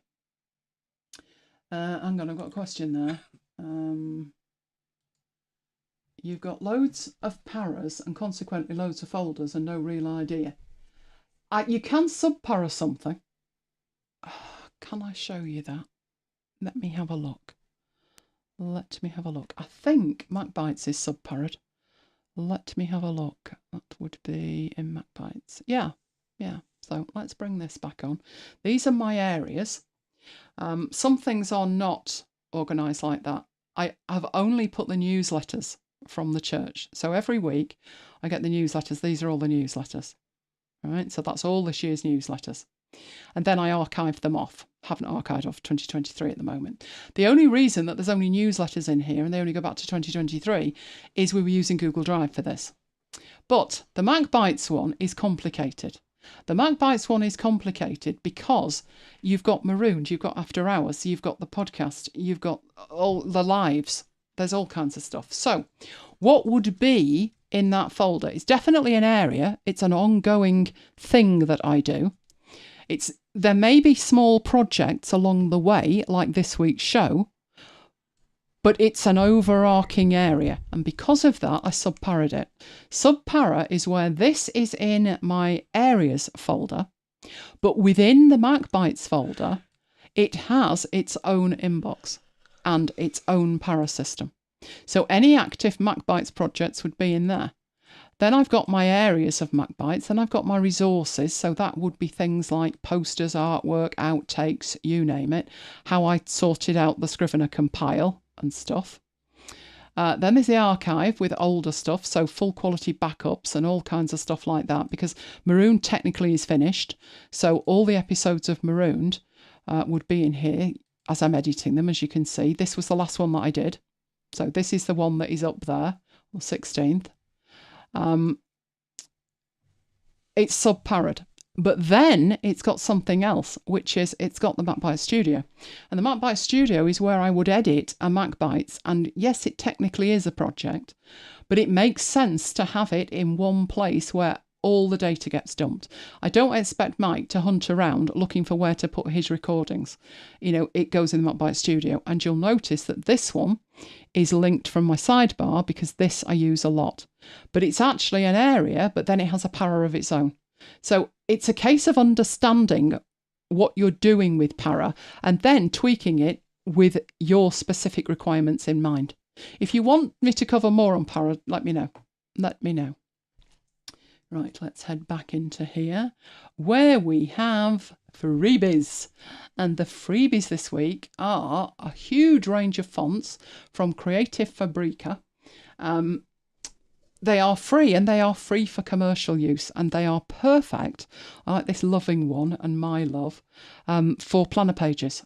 I think they're beautiful calligraphy for planner pages. So if you want that, there is a QR code and there is the URL.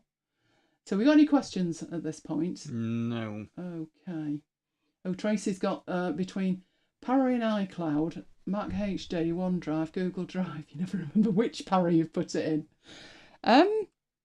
I don't have anything on my Macintosh hard drive. I don't know why I ordered the 2 terabyte one. Well, I do, because I kept running out of space on one. But I don't have anything local apart from downloads. Other than that, it's in a cloud somewhere. And I do para all of the clouds. They are all parad, but I guess it makes logical sense where I put them. pCloud is mainly backup as far as I'm concerned. I do have OneDrive parad, but I don't have much on it. And Dropbox is where pretty much everything is. I had given up before I parad everything. I gave up trying to organise Google Drive. They kept changing things, and I got to a point where I looked at it and I thought, you know what? Just leave it alone. Just shove everything in root and use the search. And then I did. And then when I adopted Para everywhere, I went to Google Drive and I looked and I'm like, oh, what was I thinking? And I parad it. But literally, you can para a drive in 30 seconds. Shove everything in the archive. And then when you need it, move it out. Simple as that. It really, don't overthink it, just do it. And the relief you feel when you look at it and it's like, look at that, it's neat and tidy. It kind of frees you up somehow so you can then get on with stuff. Trust me on that.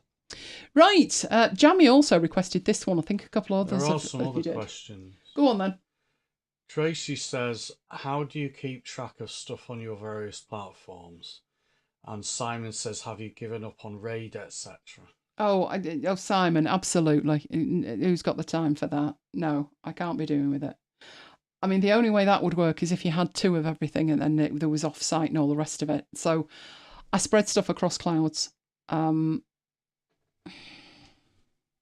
think I've rationalised down the number of files that I have as well. And what I mean by that is, if I've put something in Notion or whatever, there'll be a back of it somewhere. And, I can't back Notion up. I tried that. I think it timed out after about 3 months, didn't it? But I just don't sweat it. I just take a copy of it as a spreadsheet and worry about it later. So, yes, I have considered that, but no, life's too short. What I did do, I don't know if you saw last week, I did get some, what they're called, SanDisk Extreme Pros. I've got years ago, I got a 1 terabyte, then I got 2 terabytes, and then I got 4 terabytes. There's bad news in terms of it working on an ARM Mac. Let's not talk about that, made me grumpy. But I have put them in my toast rack on my iMac, and that's basically it. One is a mirror image of the other, and the rest of the stuff's in the cloud. And that's me done. I'm not playing around with that. I think it's probably because, I trained as a system admin, and who's got time for all of that? I was a systems engineer. And now I just want it simple. Now, in terms of Tracy, Pandemonium says got 2 brains. Right, how do I keep track of it? Everything would be on Dropbox. Unless it's a backup. So a backup would be on pCloud. If it's not on Dropbox, it's likely to be an older file, and then it could be on Google Drive. So I just have a hierarchy. If it's not on Dropbox, which I can search locally because I have the Dropbox client installed and I can search it through a browser, if it's not there, the likelihood is it will be on Google Drive. If it's not on Google Drive, it could be on OneDrive, but that's highly unlikely unless it's an Office file.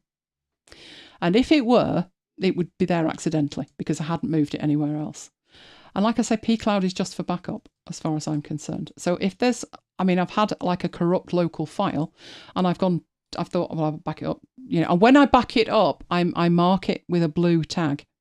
So if something is local and it's got a blue tag, it's backed up to pCloud, so I don't have to worry about it. It's already backed up. It's dealt with.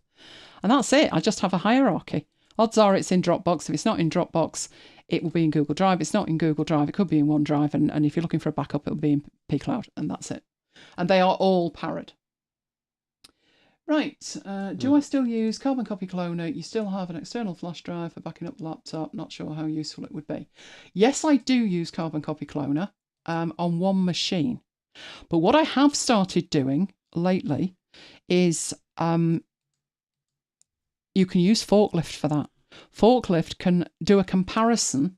And the reason that I would use Forklift instead of Carbon Copy Cloner is I don't have to do the whole drive. If I've moved some files from active to one of my 4 terabyte drives, I don't want it to start iterating through the whole drive, trying to back the whole thing up and make sure it's a clone. I know there's only this folder that needs backing up. So I open my main drive in the left-hand pane, the backup drive in the right-hand pane, point them to the same folder and just say make them the same. So it's doing exactly what Carbon Copy Cloner is doing, but it's not doing it at the drive level. And I would say it's faster. But I do have Carbon Copy Cloner on another machine. Which one's that?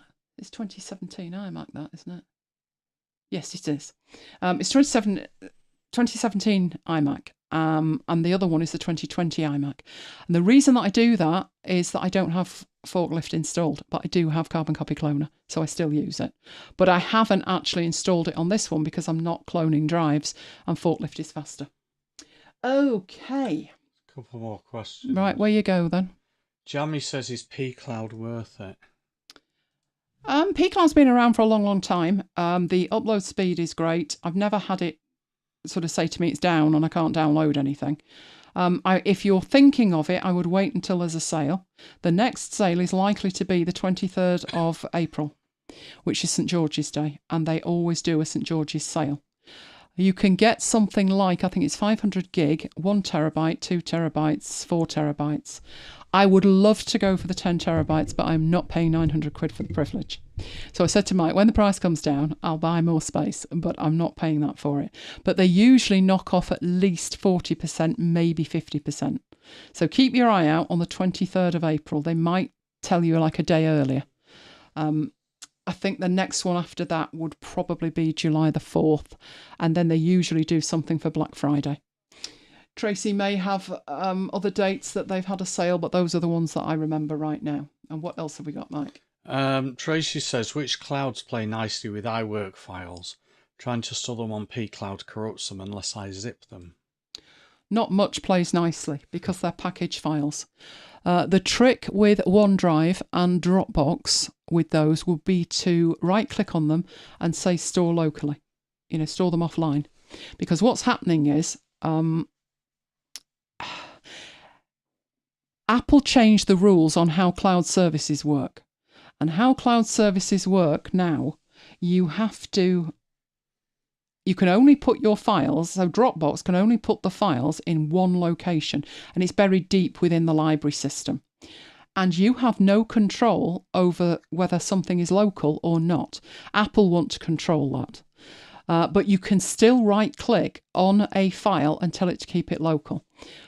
The other problem with iCloud files is above a certain size. Oh, can you remember what it was? It was something like 212 meg. It was a really weird figure. It wasn't like, a meg or a gig. No, it was a really weird figure, around the 200 and something meg mark. If an iCloud file, an iWork file is bigger than that, Dropbox doesn't like it at all. So I don't put anything on there. I don't put any of those anywhere else other than iCloud. iCloud's the only one that you can really say it will work with. Yes, you would have to zip them to back them up. It's worth it if it's a particular file and you do want a backup. I wouldn't trust iCloud not to eat it. That's happened to me. I would take the time and zip it. You could, of course, put them all in a folder and zip the entire folder. That'd be a little bit quicker. But I wouldn't trust any cloud service with an Apple file. In the same way, didn't we used to have Google Drive files on Dropbox? Yeah. And then Dropbox decided they weren't supporting that anymore and deleted them. That was kind of them, wasn't it? And they did tell me they deleted them. I thought, jolly nice. I think I already had copies elsewhere. But, just because you can put something on a particular cloud service today doesn't mean they're going to support it tomorrow. And they might just delete it and then that's you done. So I don't do that. I'd zip it up and back it up that way. Is that it? That's it. Oh, Jummy says it's 1,190 for 10 terabytes with 37% off. I have seen that as low as 899 or something like that. So I would definitely wait until St. George's Day, whatever colour your flag of St. George's. Let's not go there. Okay, right, let's get on with the Trump logo then. If you were with us last week, you will know about the Trump logo. Where's my mouse pointer gone? Right, it was this. This was when I was demonstrating mail merge and making a game with it. We made our very own version of Trumped in Affinity Publisher. And these were the cards that we created, obviously with the Trump logo in the corner. And I said that I'd drawn it and then I'd taken it into Affinity Designer. So that was my drawing with my Sharpie that went clean through. It's all right. Desk looks all right now. So that was what I was working with. Yes, I could have done it with an iPad. I know I should have done it with an iPad. But that was what I started with, and that was what I ended up with. I kind of simplified it a bit, and it's actually really easy to do. So Jamie wanted to see it, so let's go and have a look at it. Right. You should remember that, Tracy, in terms of right-clicking to make it local. They usually have a symbol next to them. And if they've got a symbol next to them, if it's local, I think it's green, isn't it, Mike? If you've not specified it, but the file is local, it looks like that. That is what it looks like. It's white with a green tick in it. But if I were to say, like the unboxing, if I was to say make available offline, it would then go to a green background with a white tick. And that's how you can tell. And then in that one, if you said make online only, then it goes to a cloud on a grey background. And I think pretty much, I know you have the pCloud app installed, pretty much they all have to have that now because Apple have changed the rules. There you go. Right, so the Trump logo started life. That is the picture. That looks decidedly dodgy. So obviously it needed to rotate. Only I needed the whole thing rotated. So let's rotate that. Where are we? I'm in the right one. I am, aren't I? Definitely am in the right one. Where are we? Now let's use my trick. Rotate. There we go. Rotate left, surely. Oh, never mind. We'll do it another way. Right, I will put that on my selection like that, and then we are good to go. Right, don't need the left-hand panel here. So just going back to when we were looking at Forklift, I use the same shortcut key to hide the left panel and the right panel, and I use the same shortcut key in Obsidian as well. So I only have to remember that turns the left panel off and that turns the right panel off, and then I can bring them on and off. So just something to think about. So what I did with that, I locked that in place. It's a little bit dark as well, but I think it was midnight, I had no light. What I do with this, I know that you could use the pen tool. And if you're really clever with the pen tool, you can do it all in one and it'll turn out fabulous. No, that's not me with the pen tool. It's got a mind of its own. So what I tend to do with it is just be very rough and organise it later. So with that, literally just go around point to point, odd points here. Probably take that to there and round here. Somewhere down there. Not concerned in the slightest what this looks like at this stage. What I would then do is go and change that to some kind of colour that I can see, like that. Because what I'm going to do is work these lines to look how I want them to look. And I find this is just faster than any other way of doing it. So if we start from here, I would just grab that and pull that back. And then I would grab that bit and put that there. Now I can see with that one, that is a little bit too sharp for my liking. If we turn that off, you can see it's not as smooth as on the left-hand side. So I would convert the type of that and then tweak it a bit. And that needs to go back further over there, like that. That needs to come around there. And then work in with this one. So that's not at all bad there. That's fine. That one might need making rounder.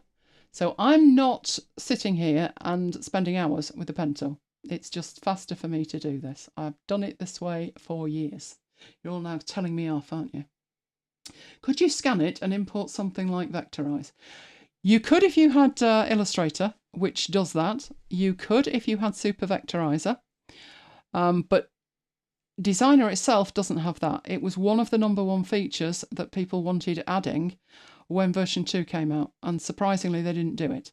That and in Publisher, making an EPUB. They just didn't bother. What can I say? There's no excuse. They just didn't bother. Right, that one needs to change. And tweak it round like that. It didn't have to be perfect in terms of matching what I already had. But if I want it to be, it can be. And finally finish with that there and pull that out like that. Need to put another one on there. So hang on. I've lost that. Where's it disappeared to? Come on. Select it. And let me move that in. Right. Like that. One there, pull that out, keep bending these round.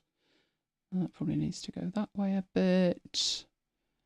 And that needs to go that way a bit. Not bad. Not bad.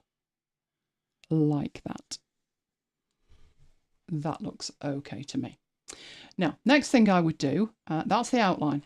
So I will put on there outline and then toggle that off. Right, back to my background, I've got lines here that I want to replicate. I did in the final only put one line here. And how I do that is click on the first one, click where I want it to end. And that's it.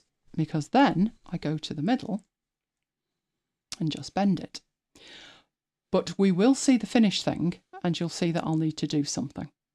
Right, if we turn this background off and turn that on, it's not bad, but this line here in the original, so let's go have a look at the original, which was there. Those lines don't look just like a line that's been thumped onto the page. They actually taper at the end, all of them. So, to do that, with this selected, starting point, end point, you change the pressure. So if you go into here, you have this line. And if I pull this down, you can see it gets thinner in the middle. And you can say, make it thinner on the left-hand side or the right-hand side. But what we want to do is grab the ends and move those down so the ends are the narrowest points. And you can then save that profile, reload that if you want to do it that way. So let's put the background back on so I can see the second one, which was this one here. So let's go and get that one and that one. It remembers what the last setting I had. So this way, if I do this to the first one, it will automatically taper all of the others. That's a good way to work rather than just slam the line on there and then have to go and change each and every one of them later. And then just pull that in. And that is all I did with that. So I'm using shortcuts here. It's, hang on. It's P for pen. Click for the first one, click for the second one, and then escape. Then I'm using the A key so I can move the points. Then I'm going back to the pen tool and I am clicking and clicking. Escape, A, move back over it, pull that up. And I've got 4 more to do. So let's go to pen tool. So pen tool there, I would probably bend that around that point and that point there. So back into the A on here, pull that up there, pull that down there. Again, it doesn't have to be bang on accurate. I probably would change that so it's a little bit smoother.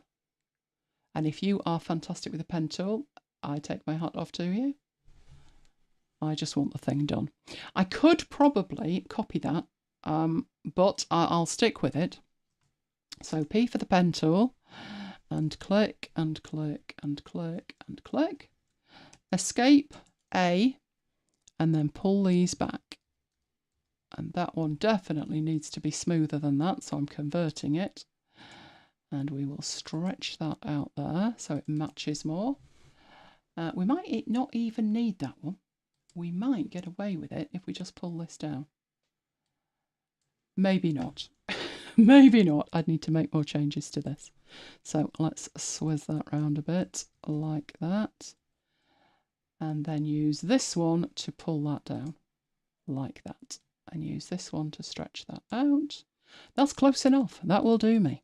So P for the pen tool, click, click, escape, A, pull that down there to match that, add a point there, pull that back up there, and then use the handles to get it into place, like that. That leaves me one more to do, so P for the pen tool, didn't escape, so there's one, let's put one there, and see how that works. So, to A, grab that in the middle and convert it, and then see how we can bend it. That looks fine at that end.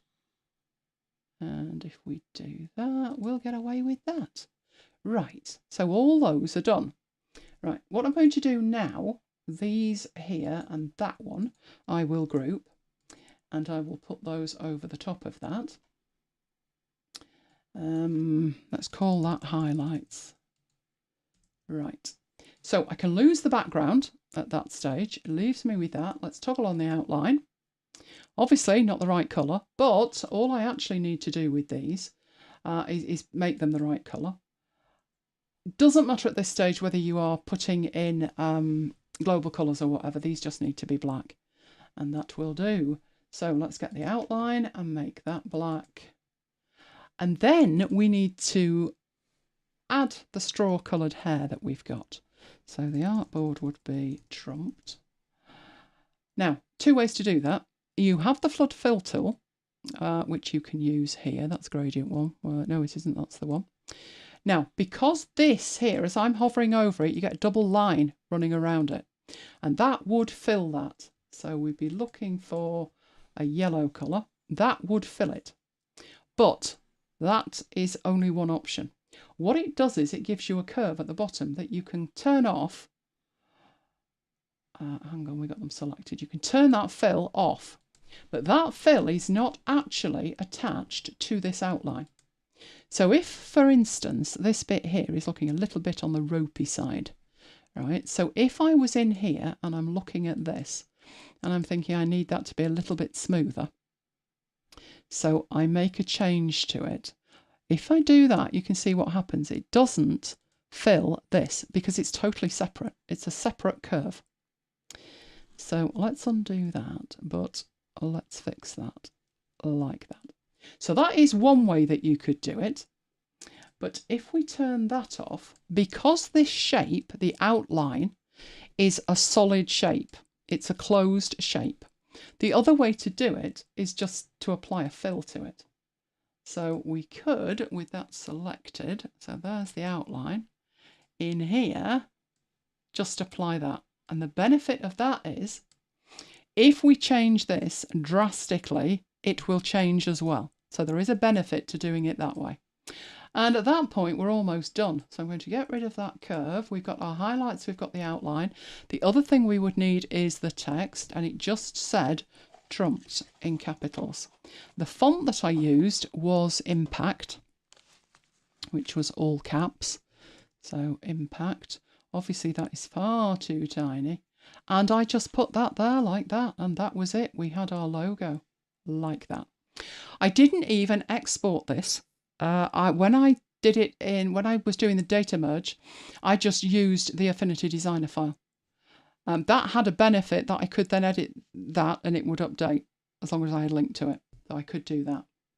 So, do we have any questions on that? We do. SFN says, how do you move the handles separately? I'm sure there's a way. What do you mean, move the handles separately? With what I was doing? I presume so, yeah. Let's go into... let's pick one of these. Which one's that? What I was doing with it... in fact, let's get a new file. That's probably a better bet, isn't it? Let's get a new file and just show you doing that. So there is a line. I have no idea what colour that is. Is it black? Let's make the stroke a bit bigger. So you've got a line like that. These endpoints you can move. I'm switching between the pen tool and the node tool. So this is the pen tool at the moment, which is here. This is the one that I'm using, the node tool. Once I go to the node tool, I can actually move these. So I can move that and I can move this end. What I was doing to get the bump in the middle, if you look at that, when you hover over it, you get a tiny little symbol. It's far too small to see, but you see that line underneath, you do get this tiny little symbol. If you click once, you add a point, which means you can do that and click and drag. Click and then click and drag. What I was doing to get a bend in it straight away was I wasn't adding that straight away. I instead of clicking and then releasing the mouse, what I was doing was clicking and holding the mouse, and that enables me to bend it from any point. So that's bending it from the beginning point, the end point, but I can click once and then click back on it, and you can see that one, it's created a straight point here, and that's why I curved it, and curving it enabled me to then move these like this. Now, what you might be meaning is, can you separate these? Yeah, there's a way to grab just one of the handles and move it whilst leaving the other side static. That is it there. You're holding down the Option key. So if you wanted to try and make that into some sort of heart, you can do it that way. And then grab this side, bring that down. Oh, this is fun, isn't it? Right, and then bring that one down there, and then use this, looks like a TV aerial. Use this one with the Option key held down, and then pull that in, which would pull the whole thing down. And then you can move that like that, and that like that. So it's the Option key. Hold the Option key down like that. Do we have any other? No. Okay, so that was Trump. That was trumping like that. The only really clever thing with that was the weight of this. The one other thing that I did was not on the highlights, but on the outline, which is the whole thing. I did alter the pressure on that. So if I bring that down, you can see it goes from quite thick to nothing at all. What I did was I took it down to about there and then started like pulling it up where I wanted it thicker. So I think I did it like that. It was just about in the middle. So it was thicker at this side than this one. And it was done with exactly the same technique, just using the pressure points there. Tracy, have you thought of using Obsidian to make notes? Then linking them to each other? That might work. Maybe I should show that how I do that. Oh, in fact, I've got a sort of behind the scenes coming up in a second. Right, let me save this. That's trumped and you're not going there, are you? You're going into projects. The only project I'm working on at the moment, which is that. Let's stick it in there. And we'll go back to this. So this was the behind the scenes thing. Maybe Tracy could do this as well. Right, there was a 2.4 update and there was lots of updates to all of the apps. Different things happened to different apps, different features got added. Some got added to just the iPad, some got added to just the desktop and so forth. So how on earth am I supposed to track all that? Well, since version 2, this is something I've done in Notion. Why haven't I done it in Obsidian? Let me think. This does not need to be shared, but I still did it on Obsidian because to me, it was a data table. Yes, there's descriptions in there and all my examples are in there as well. But what we're talking about is that is how I track what's added to the apps. So if I just quickly go through what we've got, what you're looking at is the 2.4 update. You can see which apps got which feature. So the layer states were added to designer and publisher, which I've spelt wrong. I've missed the L out of publisher. Well, why have I never noticed that when I'm working with it? But what I did with it was already in photo, so it doesn't need to be added to photo, but you can see that each of these icons over here has like the lines in it. That means that each of those have text in them. And what they are is my demonstrations for each update. But I instantly can glance at that and say, okay, so double tap this was added to all 3 apps. It was added on Mac, Windows and iPad OS, and I'm in the middle of making a demo of it. And I have in this column when it was added. This table at the beginning, which I can't show you because this is just a screenshot, but this table at the beginning has everything in it.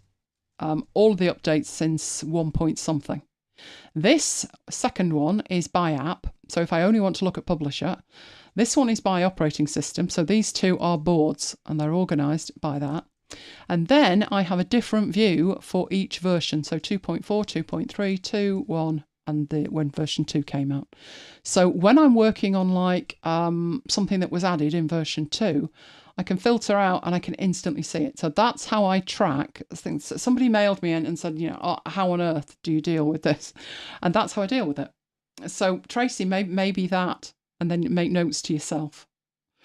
Right, we're looking at the export persona. So publisher doesn't have the export persona. It has its own thing that's going on. But designer and photo do have the export persona. I personally think it's far more useful in designer because of how I would work with it. And we have done an entire session on mastering the export persona. Most of the comments on that are saying, good grief, I had no idea. There is a lot to it. I think I talked for over an hour and a half.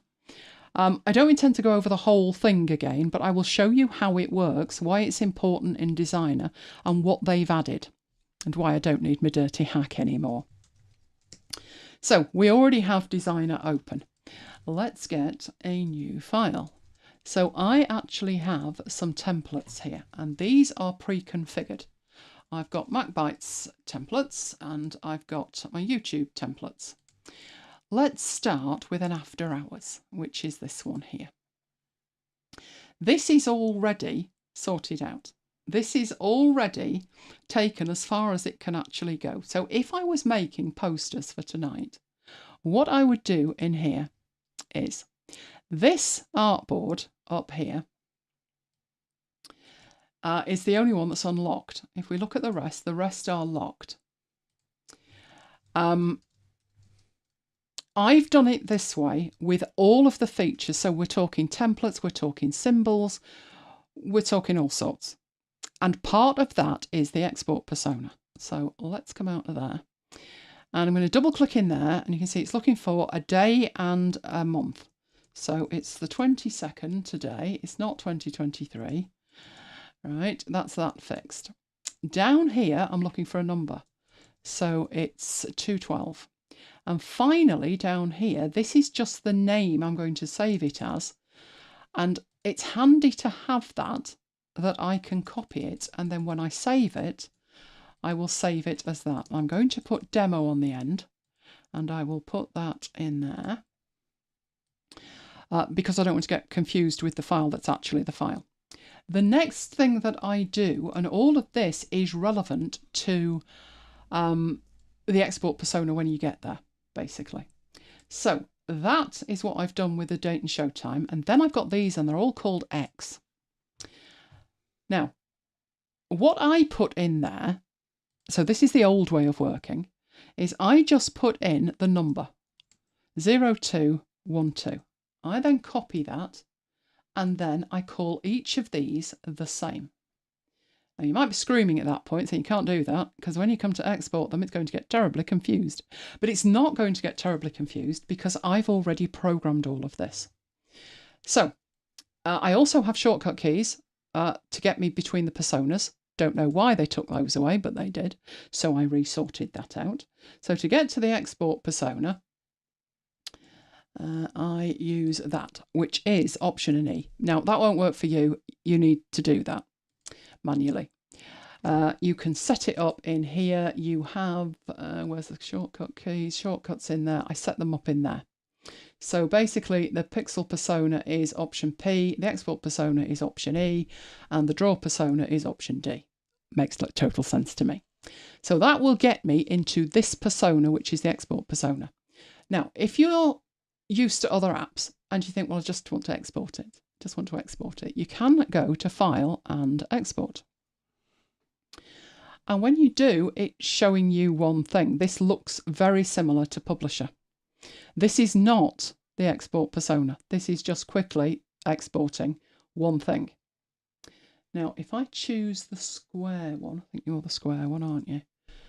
And go back and export, I get the square one. So what I would be doing with this, I would have to export this at least 4 times to get one copy each of these posters. But that's the power of an artboard. I have 5 artboards, 4 of which have content on, 1 of which is an admin board. I don't ever need this thing exported. These are symbols that enable me to change the date up here and have everything ripple through here. So when it comes to exporting these things, I want one copy of this one. I want one copy of this one, which is for the blog, one copy of this one for Square Social, but this one is a 16:9 ratio. I need a copy that is 1920 by 1080. I need a 4K copy.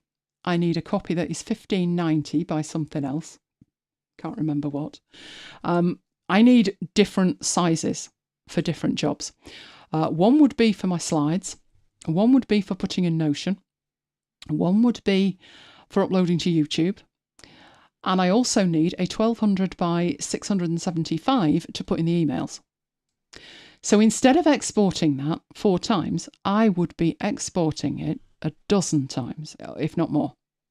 That's why we have the export persona. So when you go into the export persona, you can see each of these has in it a frame around it telling you what size it is. So if we concentrate on this one here, it's telling me it's 600 pixels square, that it's called 0212, that when it exports, it's going to export as a PNG, RGB, 8 bits colour. But this top one, where I've said I need it in multiple colours and multiple sizes, if we look at it, it's telling me the size it is now, which is 1080 by 720. It's telling me what the name is, and it says multiple export formats. The reason that I moved to Affinity Designer was the export persona, because I was using Sketch, and Sketch also does all of that. And I thought, it's going subscription, it's hideously expensive, you can only activate it on one machine at a time, life's too short. But if Designer can't export multiple formats in multiple sizes, I can't use it. So I made it my business to master the export persona, and there is a lot to it. So what I have over here, there are two panels in here. One is the layers and one is the slices. And you automatically have a slice created for you, that's these blue things, based on your artboards.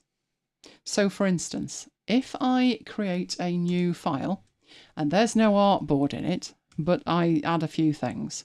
So let's just add a few things to it. And then I go to the export persona. You can see that there's nothing in here apart from background. And that's because there's no artboards. An artboard equals a slice. It doesn't have to equal an entire artboard. It could be a part of it. But if there is an artboard in here, so if we go into this and say insert artboard and then go to the export persona, we have artboard 1 and all the contents of artboard 1. Yeah, so you can see we've got the square, we've got the heart on there, and this is where you set up your export. So an artboard gives you a slice, but you don't need that. So I'm going back into here and let's undo that. We are going to return to this shortly. What I'll do is I'll put a few shapes on there. Should we have the cat as well? Got to have the cat tool. There, you see, Tracy, there's another option key for you. There's the cat. Right, so I'm putting these on here. We're going to come back to these shortly. All right. But let's get back to the one that's pre-built. So I have these 4 boards that are to be exported. This is a simple one. Let's go into the export persona and have a look at the square one. This one's simple. Right, it's going to be exported as a PNG and I've told it how wide it is. Notice that the artwork is 600 by 600. That's historic. 600 used to be big enough years ago. So this template has been kicking around for years. That is no longer big enough. So in here, I not only tell it what format I want it exported as, I also tell it how wide I want it, 1440 wide. And the reason that it's not screaming at me here that all of these are called the same and it can't possibly export them because each one will overwrite the other, the reason it's not doing that is in here, next to the size, you can say to it, by clicking on it, what name you would like to give it. So looking at the path components here, you can see it says MacBites After Hours dash slice name and a size. All of them are called that. The sizes are what's different. So if I wanted another one of these at a different size and I wanted it a PNG, I can just click the plus button and say 1 times, which will be 600 square. Notice the name it gives it by default, which is 0212 PNG. That is the slice name plus PNG. That's it. If I wanted to export this as a PDF, I can't just click add on here. That will just add me another PNG. But what I can do is click the lower plus and choose a different format. So let's say I want it as a PDF. There aren't many options in a PDF, but you can see here it's going to give it the same name with PDF as the extension. So we're getting there. I only want a PNG with that one. And the only reason I've added these is so you can see what happens. It's still not complaining about these at the moment because there's only 2 this one and the PDF that's going to be exported and called those names. But let's have a look at a much more complicated one, which is this one. These are multiple formats, PNGs, JPEGs, SVG, and a PDF. And they look like they're all named the same, but if we look at the names, they're not. I have manually put in what I want it to be called, and that is what is differentiating it. But if I clicked add on here, and I try and add another one, hang on, where are we? Did that click? I don't think it did. What are you doing? Why are you jumping to the bottom? It's not liking that at all. Oh, I've found another bug. That's why I've not done this before now, because it's Bug City. Let's try it on a different one, see if we can make it work. There we go, that'll work. Now, it's lit up in yellow. And that's because it says, hang on a minute, you're going to export this somewhere else, and it's got this name. And so this is clashing, and that's why I take that away and I put a size on it. So I've no idea what size this is. Let's just say 100. And that is what fixes that. Once I click away, now we haven't got anything clashing and it's fine. That's absolutely fine. We can also add another one. So with this one, we've got PNG and JPEG, and we could add another format. So if we made this one an SVG, you can see it's now not complaining because it's doing an SVG. Right, that's the basics of how the export persona works. It enables you to export your artwork in different file formats at different sizes. That's its function, in one go. So instead of going through the export and doing it 4 times, at least one for each size, and then again for each format, and again for each size, this is going to enable you to do this automatically. So let's go and export the slices, and it even tells you it's going to export 4 slices. That's because these are the ones that are lit up. I don't need the show dates exporting, which is this one, because it's an admin board. Don't need it. And I certainly don't need this top one, which is the whole artwork. It's all of them. It's all 5 artboards in one go. So that's why it's saying 4. 1, 2, 3, 4. Right. Let's export that, and we'll stick it in here. We will stick it in in fact, I don't think we need to, but we will anyway. We'll stick it in a folder called posters. And this is what I actually do. If we look here, there's my posters folder, and there's all the posters.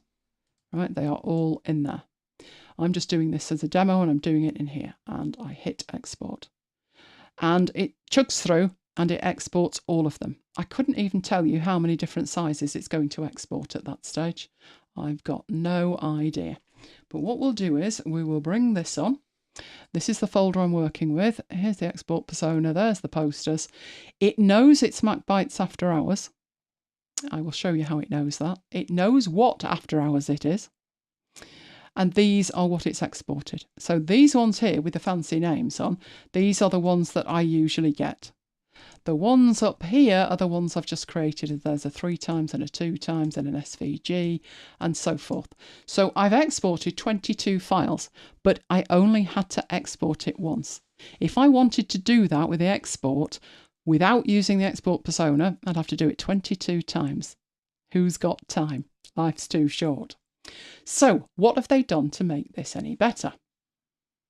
Well, how I've done it here, how did it know to create a folder called MacBites After Hours and then a folder inside there called After Hours with the number? How did it know that? Because if we look in here, this is not telling it that. That's the name of the poster. So how did I do that? That's what this option here is, where it says path. If you click on there, you can actually type in a path. So wherever I'm saving this, create me a folder called MacBites After Hours, unless there's one already there, in which case use that one. And then create me another folder inside it called After Hours space dash space and use the slice name. And that's why the slice name is only the number. I didn't bother putting in MacBites After Hours and all the rest of it because I can do that in the export. And that way I was able to generate folders to put it in. Right, what they've done to improve this is they have now given you the option, because the thing with this is I'm not specifying it at the time that I'm exporting it. I've already thought this through. We're back to me being organised, aren't we? I've already thought this through and I know exactly what I want it to be called. But what if I didn't? And that is what they've given us. And that is you can use variables inside the file name and the path components. Right, this is a variable. It's the slice name. And this is where it is at the bottom, telling you that there is a variable called slice name. But now they've added a document name and a document file name. So if I extend these a bit, you can see document name, document file name. So actually, instead of this, where I've had to, Frankenstein it together, as long as the file name is correct, I could use the file name as part of the path. So let's delete the after hours bit. And let's say I want to put it in a folder called MacBites After Hours.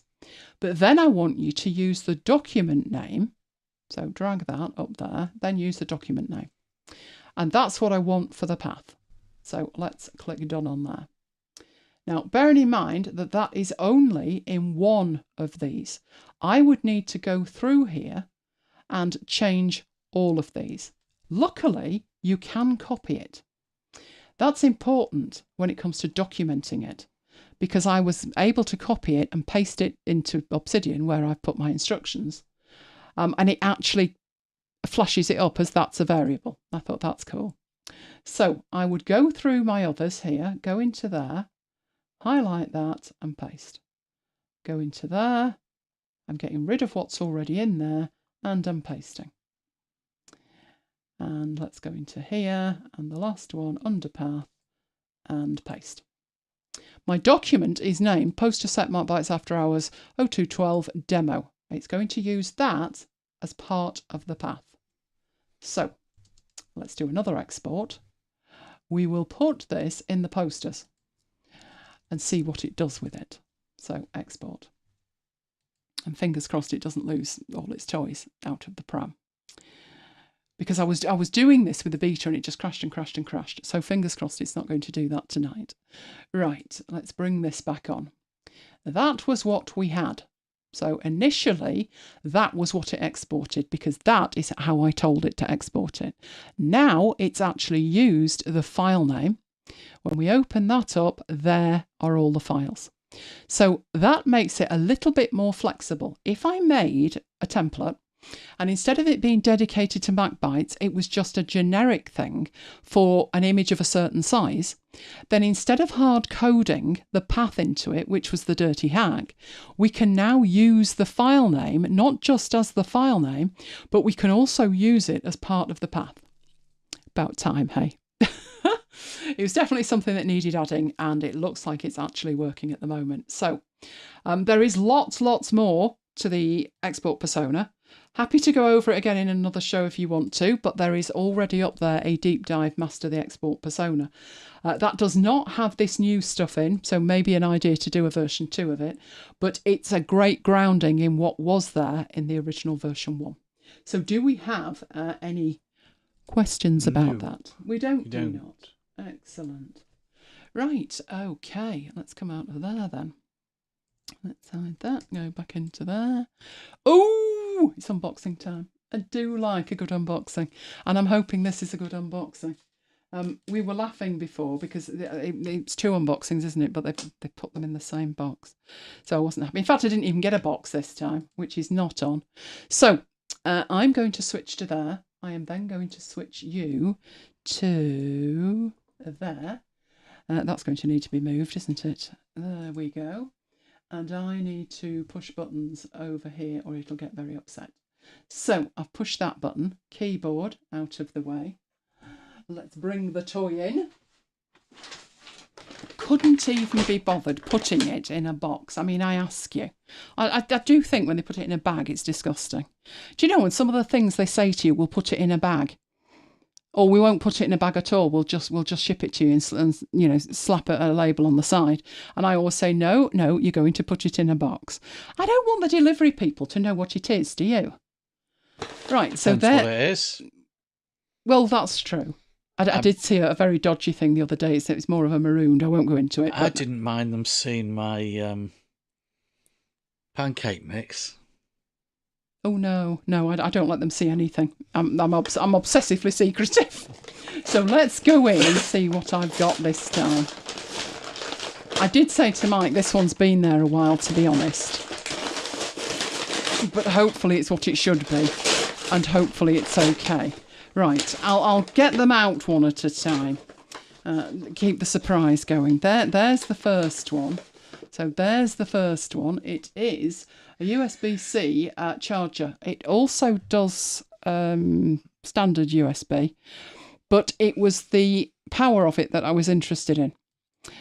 I have that possessed 2018 laptop, and that charges via USB-C. So obviously the only charging port I've got for it that will charge it in anything less than a week is the one that came with it and the cable that came with it, which means it takes up a whole plug. Whereas with this one, I've got 4 USB-Cs and 2 standard USBs in the middle, and I think it charges at 100. Oh, how powerful was it? 150 watts.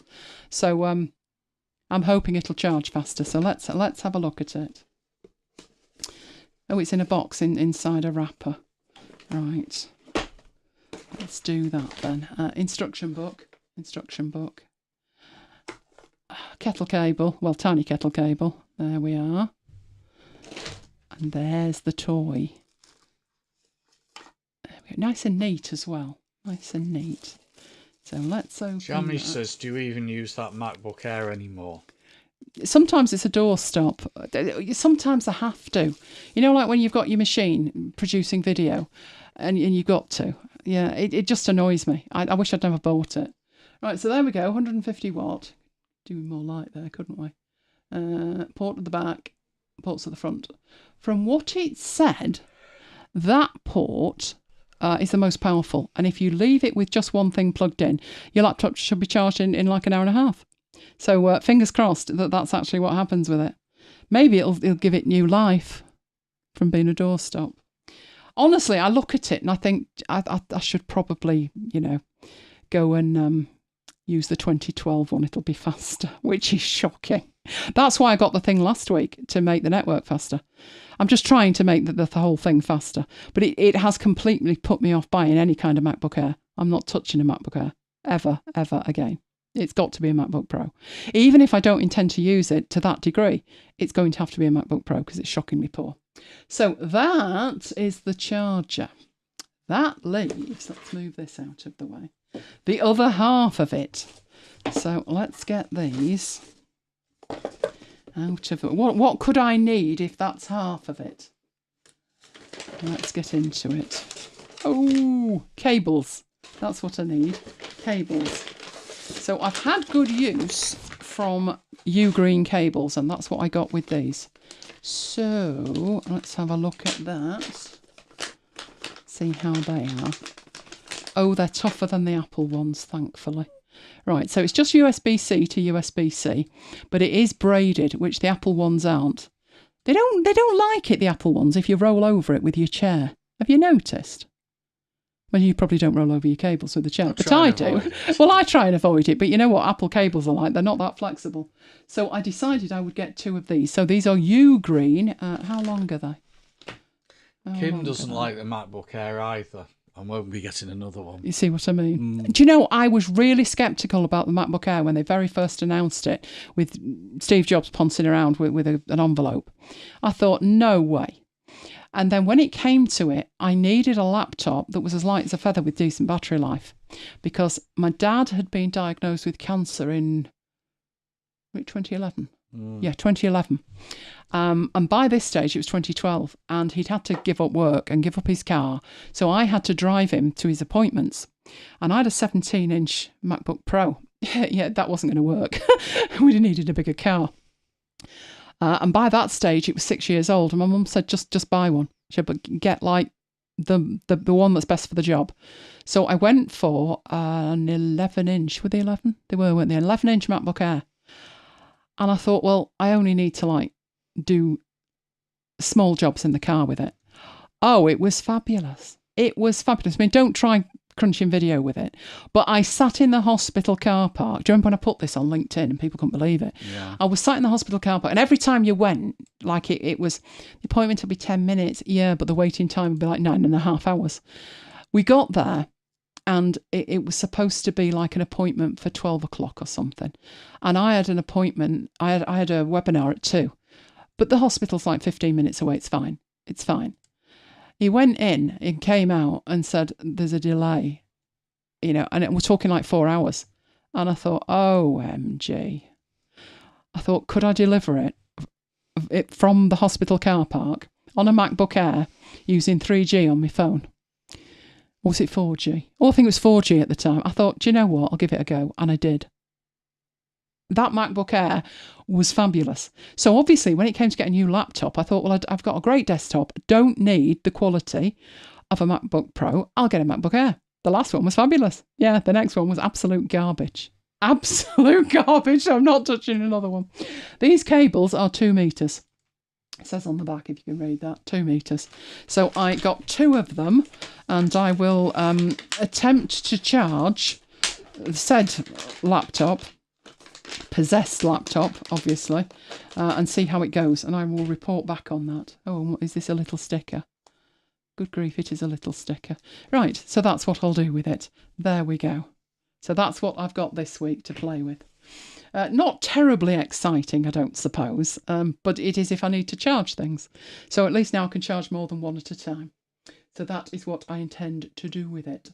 So let's switch back to there. There's a question from Jamie. Okay. Hang on, let me go back to here. There we go.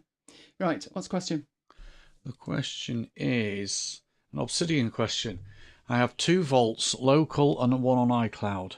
I have some notes on iCloud so I can have discussion points on my phone, but I like to archive on the local vault. How do I get notes from iCloud vault to local vault? Dragging and dropping doesn't seem to work. Oh, it should do. It should do. Is the iCloud vault on your machine? Give me more detail. Put it in Slack, and I'll see what we can do. The way it works, as you saw tonight when I was doing the dirty hack, it's just on your hard drive, and you just copy and paste between them. Simple as that. Another option, if it's stuff that you're collecting on your phone, would be to use something like Drafts, which, as long as you don't need the advanced stuff, is free anyway. I don't actually I do put stuff in Obsidian on my phone and on my iPad, but most of the time I take it via Drafts and be done. It's just faster. Drafts opens faster, it works faster. Not that Obsidian's slow, but as I said, I don't want rubbish in Obsidian. So if I've made spelling mistakes, I'm not typing it quite right, I will tidy it up on the way in. But you should have no problem getting it between vaults. It's just a markdown file, and you can just copy and paste them. I guess it depends whether you've got a local copy from iCloud. Are you synchronizing that vault with a vault on your computer? That is the way that you would do it. So I'm assuming here you've got 2 totally separate vaults, and you're not. But let me know. Give me more details. Right, let's switch back to that then. Okay, so that's the code for the charger. That's it. It does have a little symbol, doesn't it, there? And it's a gallium nitride one as well that makes it faster and smaller. So that's why I went for it. This little symbol that I can draw that round, that's the fast port. So if you're only charging one thing, the instructions said to use that port. And that's the way to go with it. So, yeah, that was the instructions. I have read the instructions on the site. So it's all the different powers that it charges to, but you need things plugged in or not plugged in based on it. It's all complicated, isn't it? So basically the 6 ports, but I'd try and use one at a time. But that's my problem at the moment, that I've got big blocks from Apple. I've got one from the MacBook Air 2018, and the other one was a 2021 iPad. And they are the USB-C ones, and of course you can only plug one thing in, and they're not exactly fast either. So that was the rationale: lose the bottom bit, end up with the top one. So I'll tell you how it goes next week. So that's the charger, and then there's the cables. So the U-green cables. I don't like the Apple ones; they're just not strong enough. I don't really care if it's braided or not, but the neck of them is much thicker than the Apple ones. These days with cables, you have to be quite careful. Some of the cables were much less expensive than some of the others, but when you read the small print, you have to be careful that the cable that you buy is capable of charging at the speed of the charger. So that's another reason that I went for these. They're guaranteed to charge with 100 watts of power. So as it says, MacBook Pro 42% in 30 minutes. That's the kind of thing I want. I'm quite happy to charge things at a slower rate, even overnight. But sometimes you just need it charged, and you need it charged now. So that is why I went for those. I'm not too worried about transfer speed. It's mainly for charging. And, because it's charging, you're plugging them in, you're unplugging them, and you just want it to work. You can disappear onto another screen. Right, okay, so again, that is the cables. Right, coming up, we have another show next week, 2:13. By that stage, I'm thinking 2 weeks in, we should have news on YouTube. What do you think? Because the way it's going, it's going to be worse than last week. But no, I must keep the faith. You must keep the faith. Comments, people, comments. We all must keep the faith, and we must persuade YouTube. Available on demand is all of the videos, so you will find that youtube.com/Elaine Giles. We also have a dedicated MacBites After Hours playlist, which you will find at macbites.co.uk/After Hours playlist. And of course, we love you guys, and we know after all the comments last week that you love us guys. That's marvellous. Thank you. Please put a like on the video. Please subscribe, and I know if you're in the chat, you are already subscribed. So thank you for that. The big thing at the moment is to leave a comment, so YouTube know that you are watching, and that they will hopefully learn that you want After Hours to continue, which we're not going to be able to the way it's going. So please leave a comment, and we'll see if that makes a difference. If not, we're going to have to come up with a better plan, aren't we? What we were saying today, weren't we? We were looking at some communications from YouTube. Oh, what were they like? Clickbait central, weren't they? Oh, they were shocking. So we were saying, they need to do what they're saying they're doing in these mails that they're sending creators about how supportive they are. We're like, yes, of course you are. Not. So please leave a comment. It really matters. There is my list that you will find at elainegiles.com/VIP, which is all about videos that I make and live sessions that are not after hours. Then there is macbites.co.uk/macbites-mail.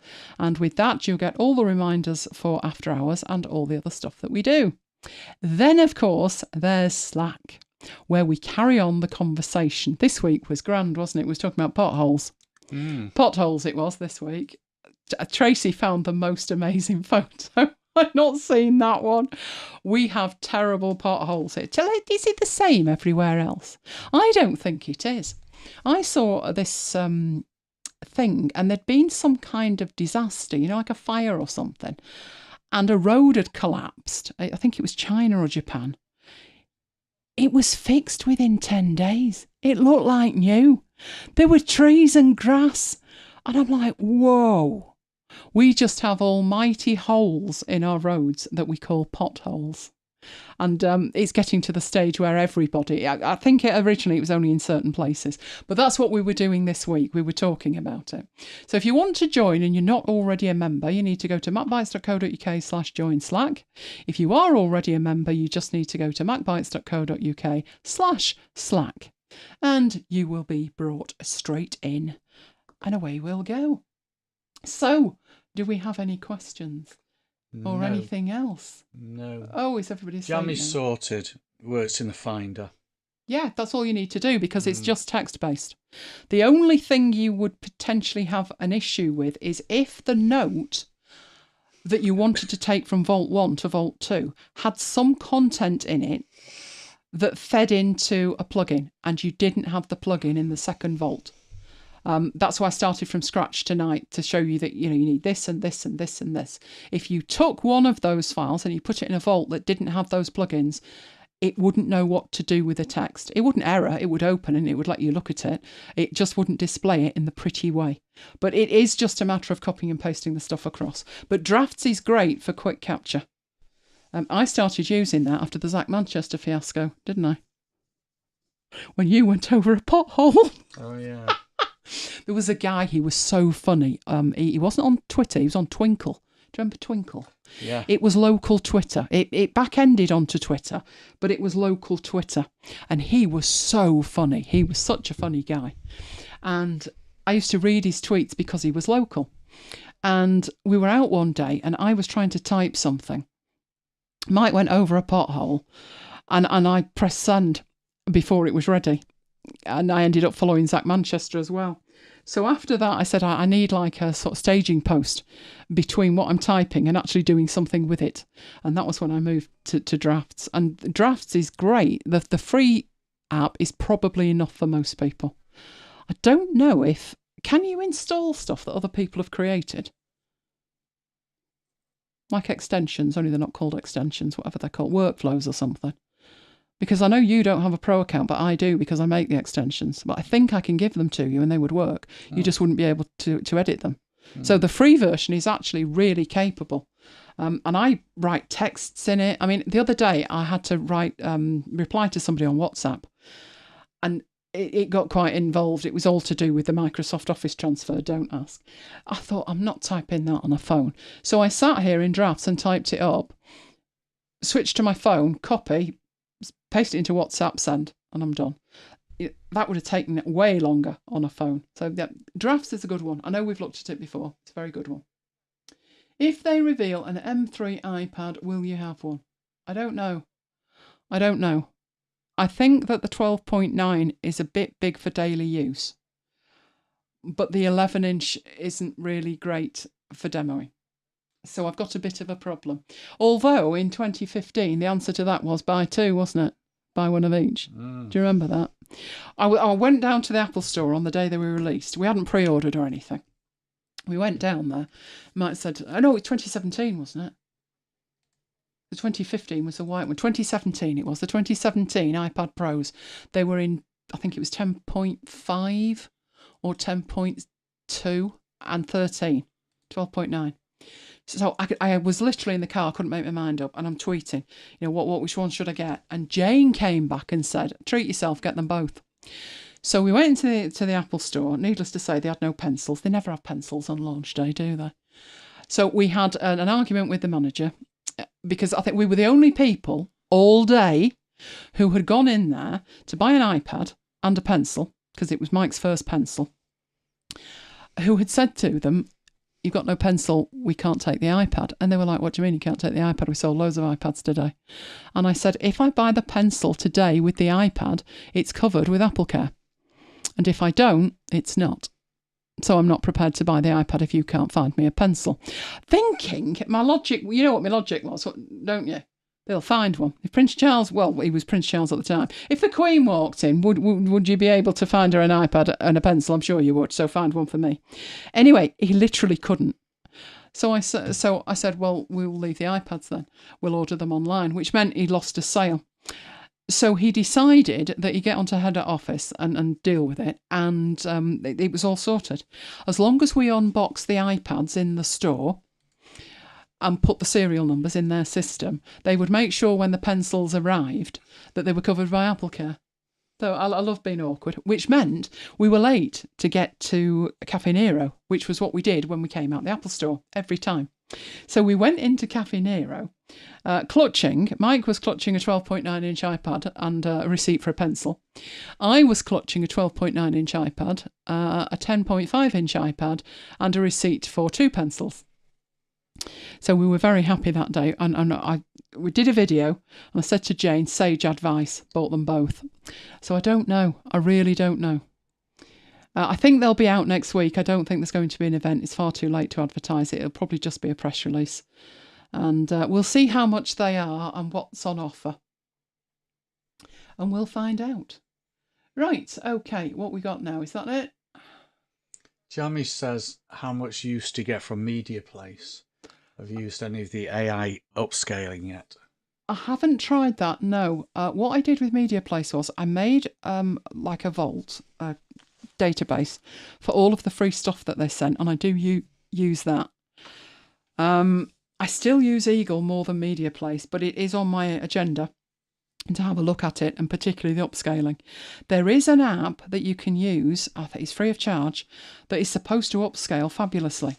The problem with it is it only works on Sonoma, and I'm not installing Sonoma. Not this side of the summer, I'm not. I'll install Sonoma when there's no other option. So I can't really try this app unless I put it on a machine. I laughably looked at the 2018 MacBook Air, but thought it'd probably melt. But it's that bad to start with. Why not? If that's the only machine that I'm prepared to sacrifice, I might just do that. Can't remember what the app was called. I'll look it up. But yes, it was upscaling I was looking at and seeing how good it was. They are very, very quick when it comes to adding features. I have to say that their development schedule is amazing. What gets me is I'm in the Facebook group and I read all the features that people want. And I'm like, really? Can't you use Affinity for that? I would much rather they focused on digital asset management features before they start dealing with other stuff. But they're going quite quickly, so you can't say fairer than that, can you? So is that it? Are we done? Have you tried MediaPlace for fonts? Got a problem with fonts. This computer, if I drag and drop a font into the fonts folder, it's there. I can see it. None of the apps can see it. Not even rebooting the apps makes them see it. I've never had a Mac that's had that issue. Always before I've been able to drag and drop into the folder and I'm good to go. Now I have to reboot. No update has fixed it. No one's reporting it as an issue. I don't know why it's happening to me. So because of that, I've not really spent much time with fonts lately. So I haven't really tried that. I have tried putting fonts, installing fonts from Eagle, and that doesn't work either. So just a case of trying to work out what's going on. I've no intention of rebuilding a machine just for that. I'd rather reboot it. The problem with me rebooting this computer is it freaks me out every time I do. I've been using an iMac since 2006. And obviously when you reboot an iMac, your screen comes on and there's an Apple and a progress bar and that. These monitors turn off and that's it. And I have no idea what's going on. Eventually, if like an update is successful, luckily the monitors spring to life. But honestly, it's scary how scary it is that all the monitors are just blacked out. And you're looking at the light on the computer thinking, it's flashing. It's flashing twice. I wonder what it's doing. And you've no idea. There's just no visualization with it at all. So rebooting is a bit hairy scary. So I try to leave that alone.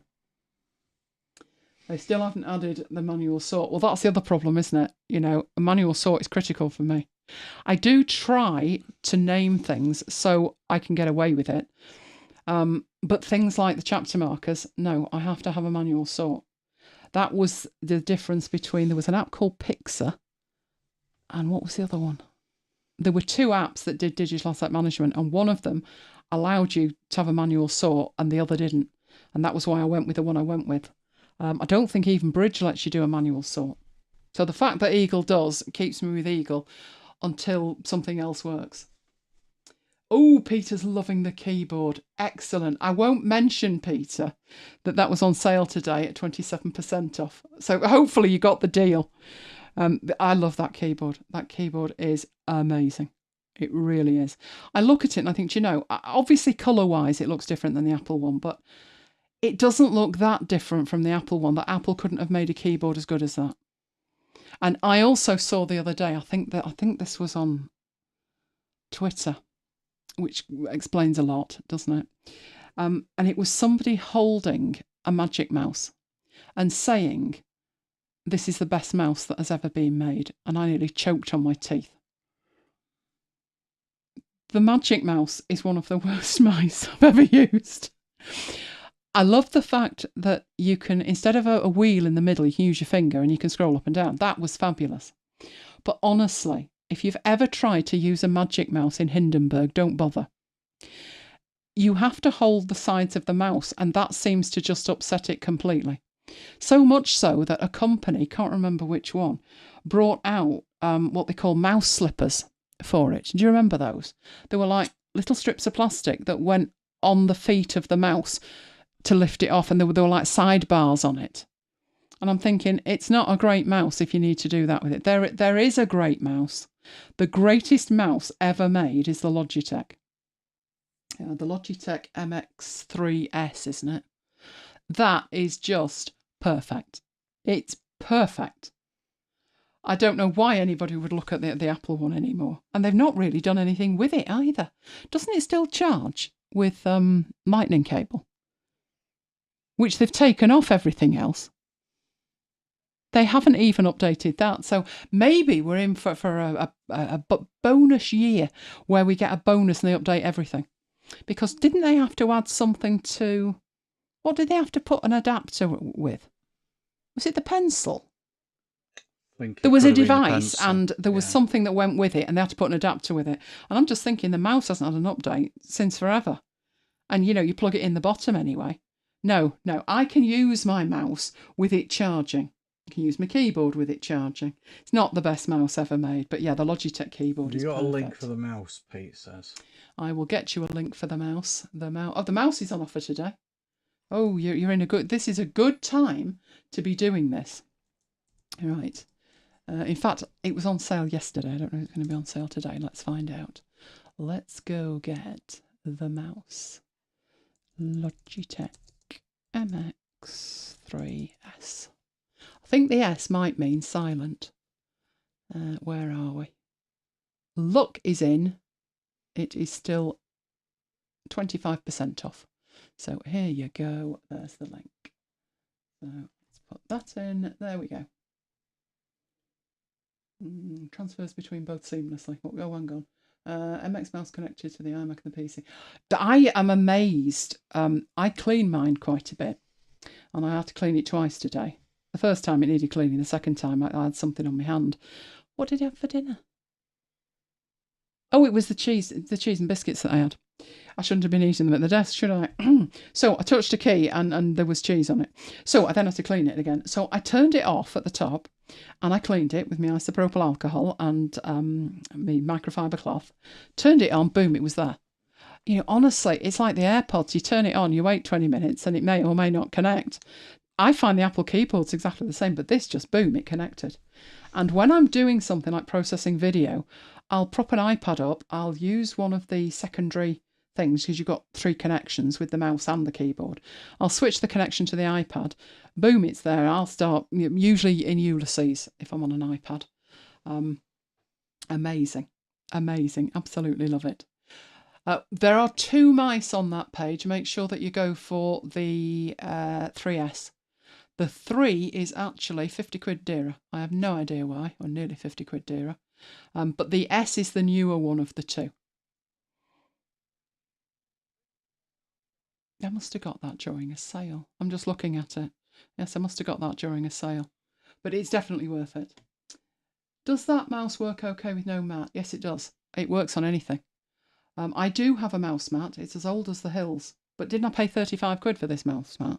It was obscenely expensive. It was not a 12 South. What was the other one? Just Mobile. Just Mobile make fabulous stuff, but whoa, is it expensive. And I've used that one ever since. Let me see if I can... I've got all kinds of detritus on the desk. Let me see if I can get to it and move the camera. Right, and let's have a look. My hand's on it at the minute. Let's go to webcam. Right, there we go. That's my mouse mat. You can see it's broken here and it's got a crack at the top. But this mouse mat must be easy 12 years old. And it's smooth as anything here. You might see a difference in colour where the mouse is. This bit, this plasticky bit here, is separate. That's just like a wrist rest. But that's the mouse mat. But yeah, it even runs on here. So yeah, if I'm moving that, that's fine. You can move it over here, that's fine. It's fine anywhere. I've used it on a desk with no mouse mat, and it even works on glass. So it is absolutely brilliant. I've not had any issues with that at all. Usually you get a bit of fluff in it, don't you? And it doesn't work properly. But, you know, even the fluff has been absolutely fine. And there, of course, is the keyboard, which looks like new. If you look at that and you see the reflection on it, you can see it's not shiny. And I've had that keyboard for 2 years now, and it's not shiny. The Apple ones are that shiny, your fingers slip off it, which was part of the reason that I switched from the Matius, which was exactly the same. You look at those keys, that keyboard is in use about 16, 18 hours a day, and it looks like new. There isn't one shiny key on it, which matters. That makes a massive difference when you come to use it. Also, these little dimples that are on the keys, I type faster on it. The Apple one, there isn't enough travel on it. This one looks similar. It acts similar. I would say if you're going to buy one of these, make sure you get the Mac one that's got these keys on, because there are other ones. They can be used on Mac, but they're not solely made for Mac, which means that some of the keys here are different. So make sure it's the Mac one. That keyboard's on offer today as well, isn't it? I think the keyboard's on offer as well. Let me switch out of here to there. No, hang on, we were on that one, weren't we? Let's move it and see the keyboard. That's, it's basically like a companion to it. It is an MX Keys for Mac. So let me find it. That's the one. There we go. And that is also on sale. That is reduced from £120 to £80. So let me get you the link for that. There we go. That one is the keyboard. And it is £79.90 today, which is an absolute bargain. An absolute bargain. Oh, in fact, it says you can have delivery today by 5 o'clock if you want. But yeah, that's the right one. If you look at the picture, it's the Mac one. I think the others are actually more expensive. The PC come whatever one. There's also a deal where you can get the mouse and the keyboard together, but I'm not sure it's the right keyboard. So you might as well buy them separate today because it's going to save you a lot of money.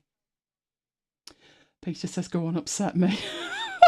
I didn't know there was going to be a sale on it either. I've never seen it as cheap as that. I've seen that keyboard go up to about £160. So when I saw it at 79, I thought, wow. So I can neither confirm nor deny that there may be one on the way for my iMac. Just saying. But yeah, that is a really great deal. Pete needs to get a desk and monitor so you can use a MacBook Pro as a desktop in your room. These look really good deals. These are amazing deals. They really are. I was very surprised because, as I said, I was talking about Office being $49.99, and it hasn't been that for 15 months. When it was last at $49.99, I think we bought 2 each, didn't we? Which we're covered until 2025. But when I saw it today, and I only saw it because of that client that I'm trying to transition, and I thought, well, they'd happily pay 50, but, you know, they wouldn't be as keen on 80, so it's great it's on offer. I thought, you know, might as well sort myself out for a few more years. So the sales at the minute are actually worth having, but last Black Friday wasn't that great. Any recommendations for a good external screen that won't break the bank? I've gone with Samsung, and they've been great. The first Samsung that I bought was a 32-inch 5K model, and we got it when Apple, they didn't announce that they were binning the 27-inch iMac, but we all knew that they were binning the 27-inch iMac. So before it was a calamity, I said I need to get, you know, at least a 4K monitor to test it, and it arrived and we set it up and it looked great. It just didn't do what we wanted it to do in terms of screen recording. So when I got the Mac Studio, I needed a monitor to put it on, and that one it'd been sat there for 15 months doing absolutely nothing. So I plugged it in and I thought, well, let's try the screen recording, and it just worked. So I was actually looking for 2 27-inch monitors to act as the left and right monitor, because I figured that was the only size I'd get on the desk. But when it came to it, I thought, well, if I move a few things, I may be able to get a 32 on. So I decided I would get 2 more monitors that match the first one. So let me find which monitor it is. Probably best to do that through the You Bought This, isn't it? Let's try monitor in there. Monitor. Don't spell it like that. Right, do you still sell it? You do still sell it. Oh, Peter, swine, it's cheaper. But I did get money off it because I had a voucher from somewhere. This is the one that I went for, which is it 4K, 5K? 4K monitor. But I've had no trouble with it because other monitors I was looking at were reporting that they didn't work on Apple Kit. And there was a lot of problems with the ARM chips at the time. So I wouldn't take anything that somebody hadn't said worked. And because I'd already got this one sat on the desk, I knew it worked. And I knew the cables I'd bought worked. So that's what I went for. So I've got 3 of these sat on the desk. So there we go. Does it have built-in speakers? Can't remember. Let's have a look. Let's see what it says. I think it does. I know it's got 2 HDMI ports. Not sure about speakers. Well, you've got all the details there, so hopefully you'll be able to find. I wouldn't use the speakers if I had them, so I don't know. I honestly don't know. I think it's got sound, but I don't know how good the speakers are, if there are any. I don't know. But the monitors have been absolutely fine, which was my issue. You know, the colour's okay, any dark patches, that kind of thing. But no, they've been absolutely fine. So yeah, the reviews are good. They're good. I guess it depends if you're a gamer or whatever. They're perfectly usable for what I use them for. One thing that I would do to test that is if I show you this. Let's get that up there and switch to the screen. Right, that is a Finder window. And you can see that it's got alternate colours on it. And you can see them. On my old external monitors, you had to fiddle and fiddle and fiddle and fiddle to even get like a faint shadow on it. But the colour-wise on this, it's absolutely spot on. I'm sure it's nowhere near as good as the Apple one, obviously. But then it wasn't anything like the price of it. The 3 of those, I paid, I think, about £780 for the 3 of them. So that was less than one Apple monitor that was 27 inches and these are 32. So I wouldn't object to looking at a Samsung again, but I would be careful which model I chose to make sure it was compatible with the device. If the device is an Intel, you should be fine, but the ARM ones are a bit on the finicky side. Could be the cable. I had a bit of a flicker on one and I thought it's the cable. And the thing was, do you remember that cable? It was the fancy gold plated one. It came with a monitor a couple of years back and we never used it because we didn't use HDMI, but it had like a back ratchet on it, and it was fabulous, and it was gold plated, the lot. So I thought, I'll use that one. I'll use that best cable. And it flickered. It didn't flicker often, 3-4 times a day, but it flickered. So I got another cable and I put it in, absolutely fine. So it's the cable. So I'd kept this cable for best for years, hadn't I? It's now in a drawer that says it might not work. But that's what I did. So, I've got any more questions, or shall we head off? Oh, Jammy's just bought a mouse and keyboard. Don't tell Renee. Renee's wallet might get nervy. It might get FOMO. I'm expecting at least unboxing photos of that. I am expecting that, Jammy. And Jammy, go back and watch the forklift thing and tell me if that solves all your problems. Because to be honest, it solved all mine and I didn't know I had any problems. I was quite happily using it as I was, but then I got involved in shortcut keys and life will never be the same again. So, if there are no more questions, I will see you next week. Let's have a look. Peter says his was 130, but it's the one for PC and Mac and it included the wrist rest. Well, the wrist rest's quite expensive, isn't it? I must admit, I have used a wrist rest every now and then, but I'm not bothered. So I didn't go for that one. But, I bought my original one that far back. I'm not even sure if there was a wrist rest. I know there is now, but I was concerned. I couldn't be doing with the keys in different places if I bought a second one. It would have to match because I'm used to it. So, and then when that came on today, I thought, because I've lost my keyboard for my other iMac. I've no idea where it went. It was there at one point and I've never seen it since. So I've possibly not seen it since 2020. So at the minute, I'm sharing a keyboard. No, I've got yours, haven't I? We've got one cabled keyboard that's in it. So a new keyboard was a lovely idea. And when it came on sale, I thought, oh yes, that'll do nicely. Excellent. Right, okay, he's going to do that as soon as it finishes. Excellent. But we are going to head off because it's late, isn't it? It is. And you've got... There's a match on tomorrow, you know. Early doors. Is that? Yes, it's the ladies. I can't remember who England are playing, but quite fancied watching it. And then the boys are playing in the evening, and the boys are playing on Tuesday. I don't know if the boys are wearing the new stupid kit with a multicoloured cross on it, but time will tell. We will find out. So that's what we're doing at the weekend. I hope you have a fabulous time at the weekend. Oh, Pete's got an even better deal. A mouse in the US is $89, which is about £70. Good grief. And you're not paying VAT on it as well. Oh, that's not fair. But you do have to be in the States for that, so never mind. I hope you enjoy it when it arrives. But for the moment, I'm going to say good night from me. Good night from me. And we will both see you next time. Stay safe, guys.